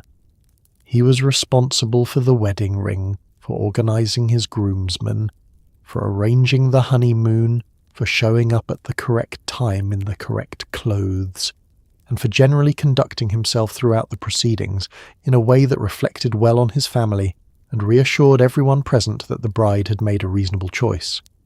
These were not small responsibilities, but they were also not the responsibilities that involved selecting flowers, debating napkin folds, or managing the complex emotional negotiations of 2 sets of parents. The morning of the wedding was the groom's most logistically demanding period. He dressed, which required care, the morning coat and striped trousers of a formal wedding, or the lounge suit of a more modest one, with a buttonhole flower that matched the bridal party's colour scheme and had been organised in advance by someone who was not him. He assembled his groomsmen and ensured that they too were dressed, present, and in possession of the information they needed to perform their ceremonial duties. He reviewed the rings with the best man, confirming their presence, confirming they were the correct size, confirming they had not been left somewhere inexplicable, which was the specific anxiety of best men across every decade of recorded history. He was not supposed to see the bride before the ceremony. This tradition was, by the 1920s, understood to be superstition rather than practical necessity, but it was observed nonetheless, because the 1920s were not in the habit of discarding traditions simply because their original rationale had become irrelevant. You didn't see the bride before the ceremony. This meant that on the morning of the wedding, the groom occupied a separate space from the central preparations, waiting in a state of readiness that had to be maintained without the distraction of actually knowing how things were going on the other side of the house. At the ceremony, he stood at the altar and waited. This was the full extent of his positional requirement, but waiting at an altar while 200 people settle into their pews and the organist plays and the atmosphere of a packed church builds toward the moment when the music changes and everyone turns. This is not as passive an experience as it sounds. The groom stood at the centre of the room's attention in a different way than the bride, less observed but more exposed, with nowhere to direct his eyes and nothing to do but be present in a way that felt, depending on the man, either entirely natural or like the longest 3 minutes of his life. What the groom brought to the wedding ultimately was his presence and his composure, his willingness to stand in front of everyone who mattered in his world and say the words, exchange the ring, and become, in that moment, a married man. The 1920s asked relatively little of him in terms of logistical engagement, and a great deal of him in terms of emotional steadiness. Whether this was a reasonable trade-off is perhaps a question for another era. In the 1920s, it was simply the arrangement, and most grooms met it with the seriousness it deserved, dressed correctly, ring delivered on time, face composed, eyes on the aisle, waiting for the music to change, ready to begin. The rhyme was well established by the 1920s. Something old, something new, something borrowed, something blue, a Victorian inheritance that had survived into the Jazz Age intact, carried forward by the general human preference for ritual, repetition, and the comfort of doing something because it had always been done. Brides assembled these 4 items with varying degrees of intentionality. Something old was typically a family heirloom, a piece of jewellery from a grandmother, a handkerchief that had been passed down, a piece of lace that had seen other weddings before this one. Something new was usually the dress, or the shoes, or something else acquired for the occasion. Something borrowed was ideally from a happily married woman, on the theory that the happiness might transfer in some measurable way. Something blue was often a garter, a ribbon, a piece of trim, or occasionally a small embroidered detail that nobody but the bride and perhaps her mother would ever see. The something old was the most emotionally weighted of the 4. It was the thread connecting the bride to the women who had come before her. Her mother, her grandmother, the generations of her family who had married and made homes and built lives in the same social fabric she was now entering. A grandmother's brooch, pinned inside the dress where it would not show, but where the bride would know it was there, carried a specific and untranslatable quality of being accompanied. You were not doing this entirely alone. Someone who had done it before you, who had loved and endured and continued, was with you in the only way available to someone who could not be physically present. The object was a proxy for the person. In the 1920s, this was understood without requiring explanation. The something new was the easiest to satisfy and the least emotionally complex. The dress was new, the shoes were new, the veil was almost certainly new.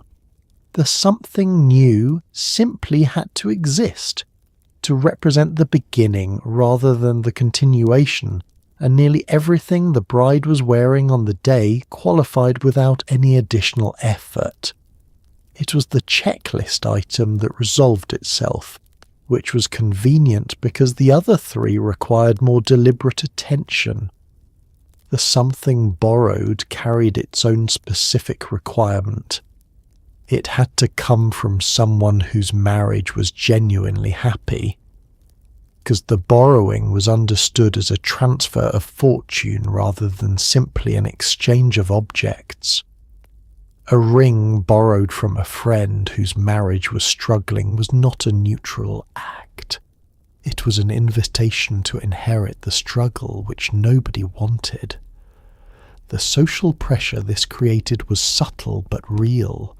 When a married woman offered to lend something to a bride, she was also implicitly offering testimony about her own marriage, and the bride who accepted was affirming her faith in that testimony. It was a small act of mutual trust conducted through the medium of a handkerchief or a bracelet, and both parties understood what was actually being exchanged. The something blue had the longest history of the 4, stretching back to ancient traditions in which blue represented fidelity, purity, and the constancy expected of a new wife.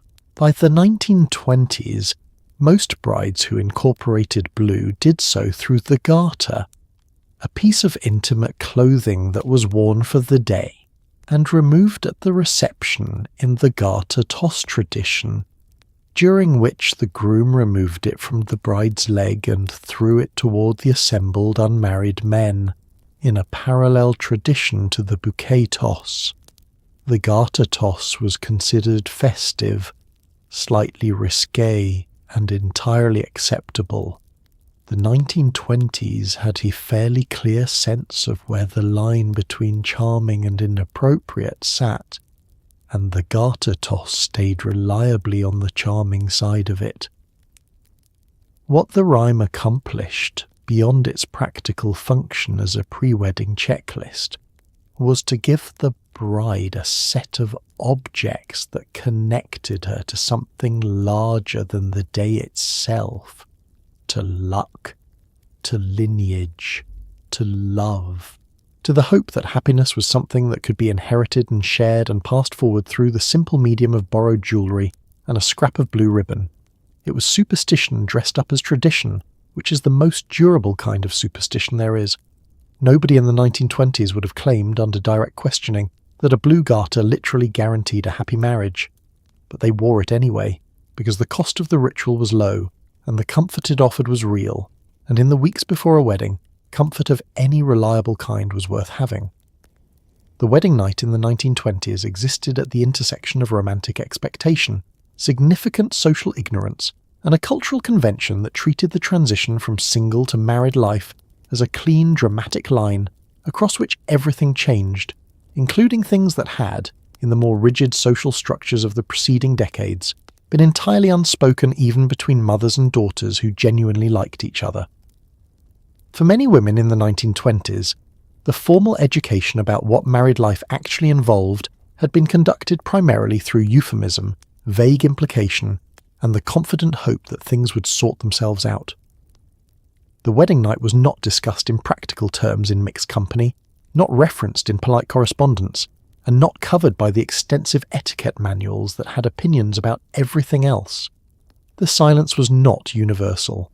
The 1920s were, in a quietly significant way, a decade of changing attitudes toward physical intimacy, a period in which the ideas of Sigmund Freud were beginning to circulate in popular culture, in which women's magazines were beginning to acknowledge that the domestic experience of marriage included dimensions that previous generations had managed in total conversational darkness, and in which the word companionate was entering the vocabulary of marriage reformers who argued that the physical relationship between spouses was a legitimate subject of conversation and education rather than a zone of permanent polite avoidance.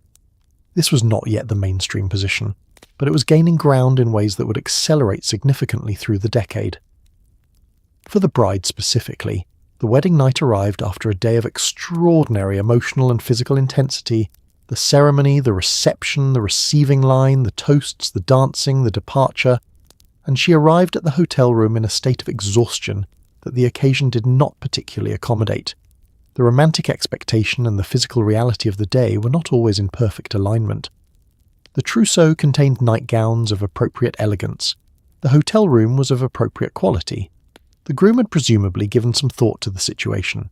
What happened next was governed by goodwill, varying degrees of preparation, and the basic human capacity to navigate new situations with more grace than the circumstances strictly required.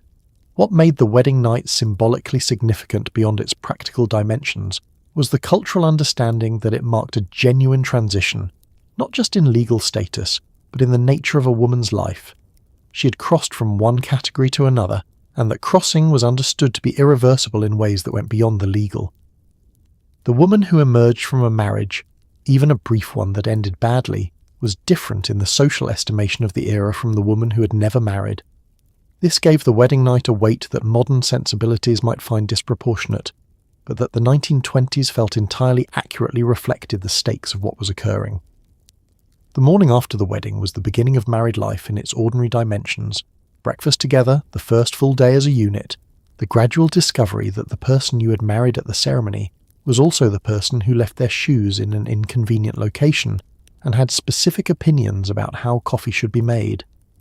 The wedding night was the threshold.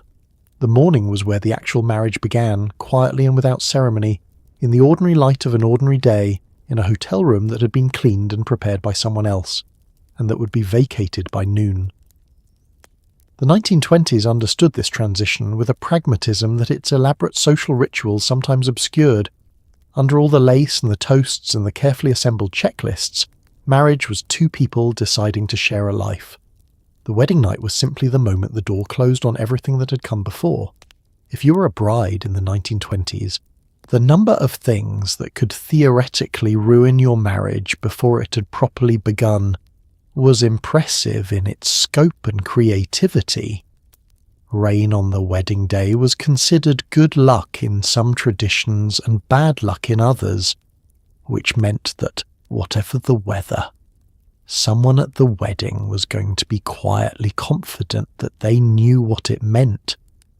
The groom was not supposed to see the bride before the ceremony, a superstition that traced back to the era of arranged marriages when the groom not seeing the bride until the vows were said was less about romance and more about preventing him from changing his mind, a historical context that most 1920s couples would have found both amusing and slightly uncomfortable to examine too closely. The list of things to avoid on a wedding day was long enough to suggest that someone somewhere had been doing a thorough job of cataloguing misfortune across many centuries and had decided to transmit the entire archive to nervous brides in the form of rhymes and warnings.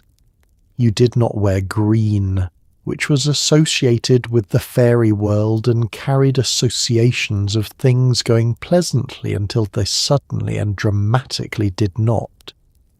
You did not wear black, which spoke for itself. Pearls in the engagement ring were tears. Pearls on the wedding dress were also tears, and yet pearl jewellery remained popular throughout the decade, suggesting that either the superstition was not universally known or was being evaluated against the aesthetic merits of the pearl and losing. Beauty apparently outweighed fate. The wedding cake was not to be cut before the couple cut it together. Doing so in advance was an omen of unhappiness, which gave the caterer a strong incentive to leave the cake entirely alone until the correct moment, and simply wait while guests looked at it from a respectful distance. The bride was not to make her own wedding dress, because the tears that came from pricked fingers during sewing were tears she would cry in marriage. She was also not to try on the completed dress before the wedding day, though the practical difficulties this created for fittings were managed through a convention in which the dress was tried on in an incomplete state, ensuring that the superstition was technically observed while the dressmaker could still do her job. Something that persisted across nearly all the regional variants of wedding superstition was the significance of the moment when the rings were exchanged.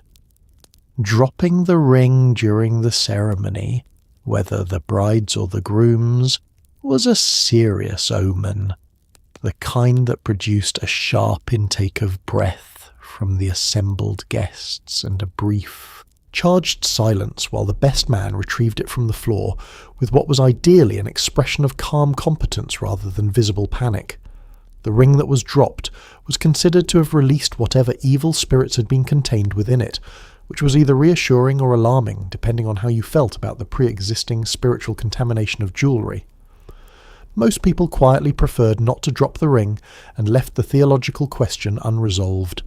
Crossing the threshold of the new home was its own ceremony, rooted in Roman tradition and carried forward through the centuries with remarkable durability.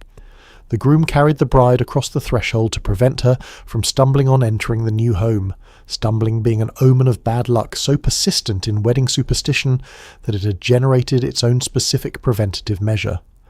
This was one of the traditions that had kept its form while shedding its original meaning. What had begun as a practical protective gesture had become a romantic one, which is the normal direction of travel for superstitions that survive long enough. They start as fear and arrive as feeling. What all of these superstitions shared was an understanding that the wedding day was a liminal moment, a threshold in the most literal sense, a day on which ordinary life was suspended and extraordinary forces were more than usually interested in what you were doing. The careful observation of the rules was a way of managing that exposure, of giving the anxious mind something concrete to do in the face of a transition that was genuinely enormous. You couldn't control whether the marriage would be happy, but you could wear something blue. You could make sure the groom didn't see the dress. You could avoid dropping the ring and watch the cake like a hawk. In the 1920s, as in every era before it, the desire to do something, anything, in the face of uncertainty found its expression in superstition, and the wedding day was an occasion rich enough in significance to accommodate every piece of inherited caution anyone had ever thought to collect. The 1920s were a decade of profound tension between the old world and the new, a cultural moment in which young women were cutting their hair, taking jobs, and dancing in ways that their mothers found alarming, while simultaneously being expected to marry according to rituals that had been designed for a social order that was visibly crumbling around them. The traditions of the wedding were not immune to this pressure. They changed slowly at first, a trousseau assembled with less vigilance, a receiving line shortened, a guest list approached with slightly less terror, and then faster, as the 30s brought economic realities that made elaborate ceremonies feel not just impractical, but faintly absurd. The Great Depression would do more to dismantle the formal architecture of the 1920s wedding than any social movement had managed on its own. When you cannot afford the cake, you start to interrogate whether you really needed 3 tiers in the first place. The flapper generation was the first to push openly against the conventions of the wedding as social performance. Young women who had bobbed their hair, shortened their skirts, and spent their Saturday evenings in jazz clubs were not natural enthusiasts for receiving lines and formal receiving rooms and the laborious assembly of embroidered trousseau linens. They complied because the social pressure to comply was still real, and their parents were still largely in charge of the money. But they complied with a visible restlessness that the 1920s quietly registered, and that the following decades would amplify considerably. The etiquette manuals that had governed wedding behaviour so thoroughly began to lose their authority gradually and then with gathering speed. Emily Post's foundational work on etiquette, published in 1922, represented both the pinnacle of the tradition and its beginning of the end, the moment at which the rules were so comprehensively codified that their codification revealed them as rules rather than natural law. Once you could see them clearly as a constructed system, you could also see that systems could be changed, not immediately, not without resistance, but fundamentally and eventually. The written rule, paradoxically, hastened its own erosion. The Second World War accelerated everything. Men were absent, money was redirected, fabric was rationed, and the social infrastructure that had made elaborate weddings possible, the dressmakers, the florists, the formal hotels, the extended family networks with enough proximity and leisure to participate fully, was disrupted in ways that never entirely recovered their previous form. Wartime weddings were often small, quick, and conducted with more attention to the emotional reality of the occasion than to its ceremonial architecture. A couple marrying before a deployment had other things on their minds than the correct order of the receiving line. The intimacy forced by urgency turned out, in many cases, to feel more honest than the elaborate productions it replaced. What survived was selective and revealing. The white dress survived, simplified in silhouette, democratized in availability, but stubbornly persistent as a symbol. The flowers survived, though their symbolic language was largely forgotten, and their selection became primarily aesthetic.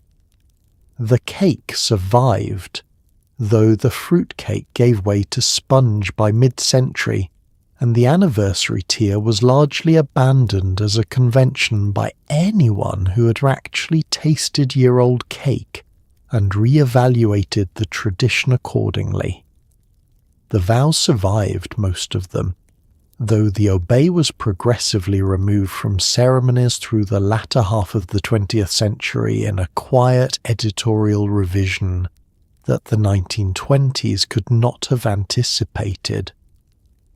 What did not survive was the sense that the wedding was a community event governed by community rules, that every detail was legible to a shared social code, and that deviations from that code carried consequences. The personalized wedding, the couple-centered wedding, the wedding as an expression of individual identity rather than social obligation, all of this arrived gradually, and then became the dominant mode, replacing the 1920s understanding that a wedding was something you performed for your community as much as something you experience for yourselves. The loss was real, even if the gain was also real. There is something that disappears when a ritual becomes purely personal, something that only exists when a community gathers around a shared convention and agrees collectively that this is how things are done. The 1920s had that agreement. It was rigid and demanding and sometimes genuinely oppressive, and it was also a form of belonging that the century quietly dismantled, one shortened receiving line at a time. The traditions faded the way most things fade, not in a single dramatic moment, but in a long accumulation of small adjustments, each one reasonable in isolation, each one carrying a piece of the original structure away with it, until one day you look at what remains and realize that something has been lost that nobody specifically chose to lose. The 1920s wedding, in all its elaborate rule-governed community witness specificity, is gone. What replaced it is ours, which is to say it is freer and more personal and considerably less embroidered. Whether that is purely an improvement is perhaps a question best considered at 3 a.m, which is when these things become genuinely interesting, and which is, appropriately enough, exactly where you are right now. The morning of the wedding in the 1920s was not a leisurely affair. It was a production, a several-hour operation conducted in the bride's family home involving the bride, her mother, her bridesmaids, the dressmaker, or a trusted seamstress on standby, a hairdresser, and whatever additional female relatives had either been officially assigned a role or had simply arrived early enough that turning them away seemed more trouble than absorbing them into the proceedings. The dress went on in stages. The hair was set and pinned with the veil attached to last, because attaching the veil too early created a structural vulnerability that nobody wanted to manage for longer than absolutely necessary. Somewhere in another part of the house, or in another house entirely, the groom was also getting ready, in a process that took considerably less time and involved considerably fewer people, which was either a blessing or an injustice depending on how you felt about the morning so far. The hairdresser arrived early. Hairdresser arrived. The 1920s hairstyle for a bride was a careful balance between the decade's fashionable short, waved styles and the traditional requirement that a wedding day look be formal enough to support the veil and distinguished enough to be remembered in photographs for the next 50 years. The bob, that revolutionary haircut that had become the decade's defining statement of feminine modernity, was popular enough that many brides wore it, but it was dressed up for the occasion, waved, pinned, decorated with seed pearls or orange blossom in a way that acknowledged the formality of the day even while reflecting the fashions of the era. The hairdresser worked with the material she had and the veil she had been shown in advance and the bride's specific instructions, which sometimes changed between the consultation and the morning itself, and she made it work because that was the job.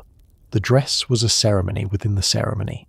It had been hanging, wrapped, and covered for days, possibly weeks, in the most protected location in the house, away from sunlight, away from dust, away from curious younger siblings with imperfect records on the subject of clean hands.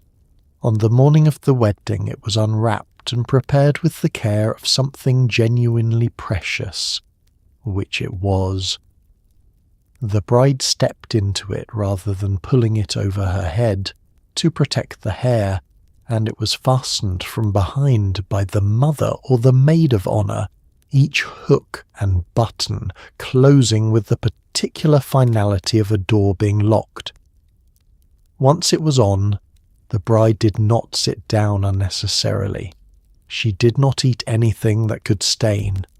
She stood or moved carefully in the full awareness that she was wearing the most important garment of her life, and that its condition in 2 hours when she walked down the aisle was entirely dependent on what she did in the next 90 minutes. The bridesmaids dressed in the same house, or arrived already dressed, depending on logistics, and assembled around the bride with the particular energy of people who are both genuinely excited and quietly aware that their primary function today is to make someone else look wonderful. They held things. They fetched things. They managed the train when the bride needed to navigate doorways. They offered the specific kind of reassurance that only people who know you well can offer, not the formal compliments of acquaintances, but the real ones, the ones that land because they come from someone whose opinion you already trust. The mother of the bride was everywhere and nowhere simultaneously, directing, overseeing, managing the dozen small logistical details that kept the morning functional, while also experiencing something that none of the logistics could fully absorb. Her daughter was getting married. Whatever she felt about this, joy, grief, relief, pride, the particular bittersweet quality of watching something you have spent years preparing for finally arrive, she felt it while also confirming that the flowers had been delivered and that the cars were coming at the correct time. The mirror, consulted in the final minutes before departure, showed the bride the version of herself that the day had been building toward. Hair dressed, veil in place, dress settled, bouquet collected from wherever it had been resting. The morning's controlled chaos had resolved, as it always does with enough preparation and enough people who know what they're doing, into a single composed image. She looked, by every account that has survived from the era, exactly as she was supposed to look, ready. The car was waiting. It was time to go. The wedding breakfast was not, despite its name, eaten in the morning. It was the formal meal served at the reception following the ceremony. A sit-down affair of multiple courses that could take place at noon, at 2 in the afternoon, or later, and that retained the word breakfast because of a tradition stretching back to the days when the wedding fast, observed by religious couples before taking communion at the ceremony, was broken immediately afterward with the first shared meal of the married couple's life together. By the 1920s, the fast was largely historical, and the communion not universal, but the name had survived the departure of its original meaning, and settled comfortably into the vocabulary of the wedding day, as one of those terms that everyone used without examining, which was, in the 1920s, a category containing a remarkable number of things. The meal itself was formal in structure and substantial in content. A full wedding breakfast at a well-appointed reception followed the conventions of the era's formal dining: a first course of soup or fish, a main course of poultry or meat with accompanying vegetables, and then the wedding cake as the ceremonial dessert. The food was designed to be elegant without being aggressive. This was not the venue for culinary experimentation, or for dishes that required explanation. You were feeding 200 people in formal clothes who had already had an emotionally demanding morning and who needed to be sustained through several more hours of socializing. Competent, generous, and reliably good was the brief, and the best caterers of the era met it with a professionalism that asked for no particular credit. The seating arrangement was a document of social architecture comparable in complexity to the guest list that had produced it. The top table seated the couple flanked by their parents and the wedding party, arranged in a specific order that balanced the two families and reflected the relative seniority of the wedding party members. The remaining guests were seated at round or long tables according to a logic that required the planner to hold in mind simultaneously the family relationships, the social connections, the old tensions, the new alliances, and the specific requirement that nobody be seated next to someone they actively disliked for longer than a full formal meal. This was sometimes possible and sometimes a creative exercise in optimistic seating. Place cards were written by hand, in neat script, with the correct titles and names. Another task that fell to the bride or her mother, and that required both good penmanship and an accurate guest list, because a misspelled name on a place card was a small insult delivered in ink to someone who had dressed up and travelled to celebrate you. The cards were placed at the settings the day before, or the morning of, and then adjusted approximately 3 times as the inevitable last-minute changes to the seating plan worked their way through the system. The service was conducted by household staff, hired wait staff, or the catering team of whatever venue was hosting the reception, and it proceeded in the formal sequence that dining etiquette required, courses arriving in order, wine poured at the appropriate moments, the pace managed so that the meal neither rushed the guests nor extended so long that the afternoon lost its shape. A well-run wedding breakfast in the 1920s was invisible in its management. It simply happened smoothly and in the right order, and the guests experienced it as ease rather than as the considerable organisational achievement it actually represented. When the cake was cut and the toast delivered and the final course cleared, the meal gave way to the dancing and the later portion of the reception, and the wedding breakfast concluded in the way all good formal meals conclude, not with an announcement, but with a gradual dissolving of the structure into something more relaxed, the white tablecloth still in place, but the formality softening at the edges as the afternoon opened up and people rose from their chairs and began to move through the room. The wedding breakfast was over. The marriage, in its everyday dimensions, was about to begin. Somewhere between the soup course and the cake, 2 people had sat at the same table for the first time as a husband and wife and eaten a meal together, which is one of the most ordinary things 2 people can do, and which they would go on doing in one form or another for the rest of their lives. And so, tonight, you have travelled through a world of white gloves and borrowed silverware, of guest lists written in pencil and revised in tears, of mothers in carefully chosen hats standing in receiving lines with fixed smiles and full hearts, of brides assembled piece by piece on quiet mornings in family homes that would never quite hold the same configuration of people again.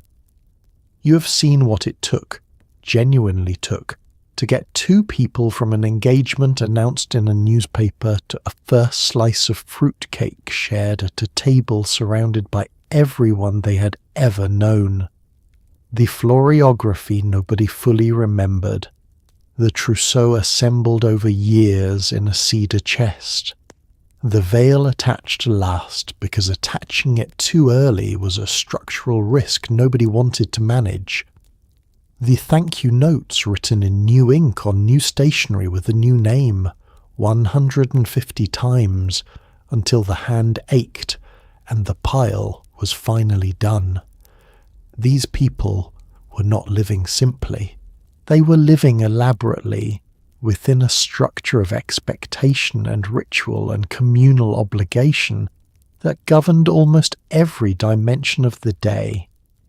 And yet, somewhere inside all of that structure, inside the receiving line and the correct order of the toasts and the superstitions about dropped rings and unlucky green, there were two people who were genuinely nervous, genuinely hopeful, and genuinely beginning something they could not yet fully imagine. That has not changed. The ceremonies have simplified. The trousseau has been retired. The etiquette manuals have lost their authority.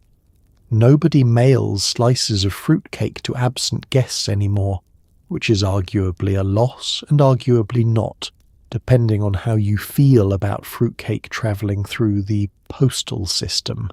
But the thing underneath all of it, the desire to mark a beginning with ceremony, to gather the people who matter and say in front of all of them that this is real, that this counts, that we are choosing this, that has not changed at all. The 1920s bride in her Art Deco gown, standing at the back of the church with her father's arm in hers and the organ beginning, and 200 people turn in to look. She was nervous in exactly the way you would have been. She was hoping for exactly what you would hope for.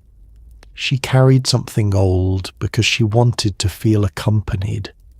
She wore something blue because she wanted all the luck available to her.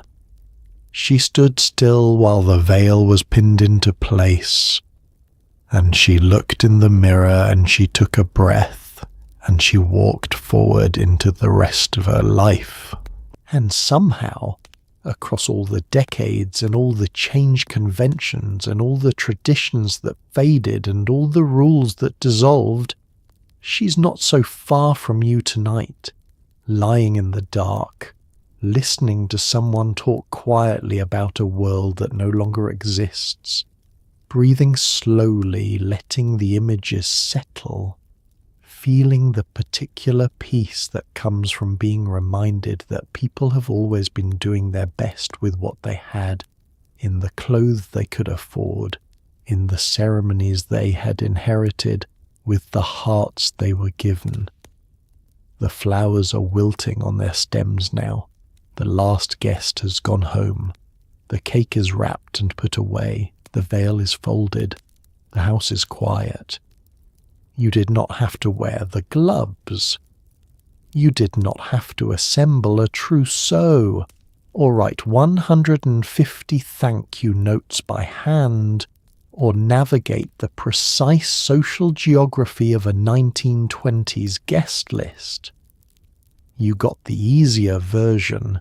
So tonight, as you sink into wherever you are, in whatever comfortable corner of the modern world you have made for yourself, perhaps spare a quiet thought for the women who carried hope chests full of embroidered pillowcases into their futures, who stood in receiving lines until their feet gave out, who wore something borrowed from a happily married friend and believed, with the specific and stubborn faith of people who needed to believe it, that the happiness might transfer. It usually did.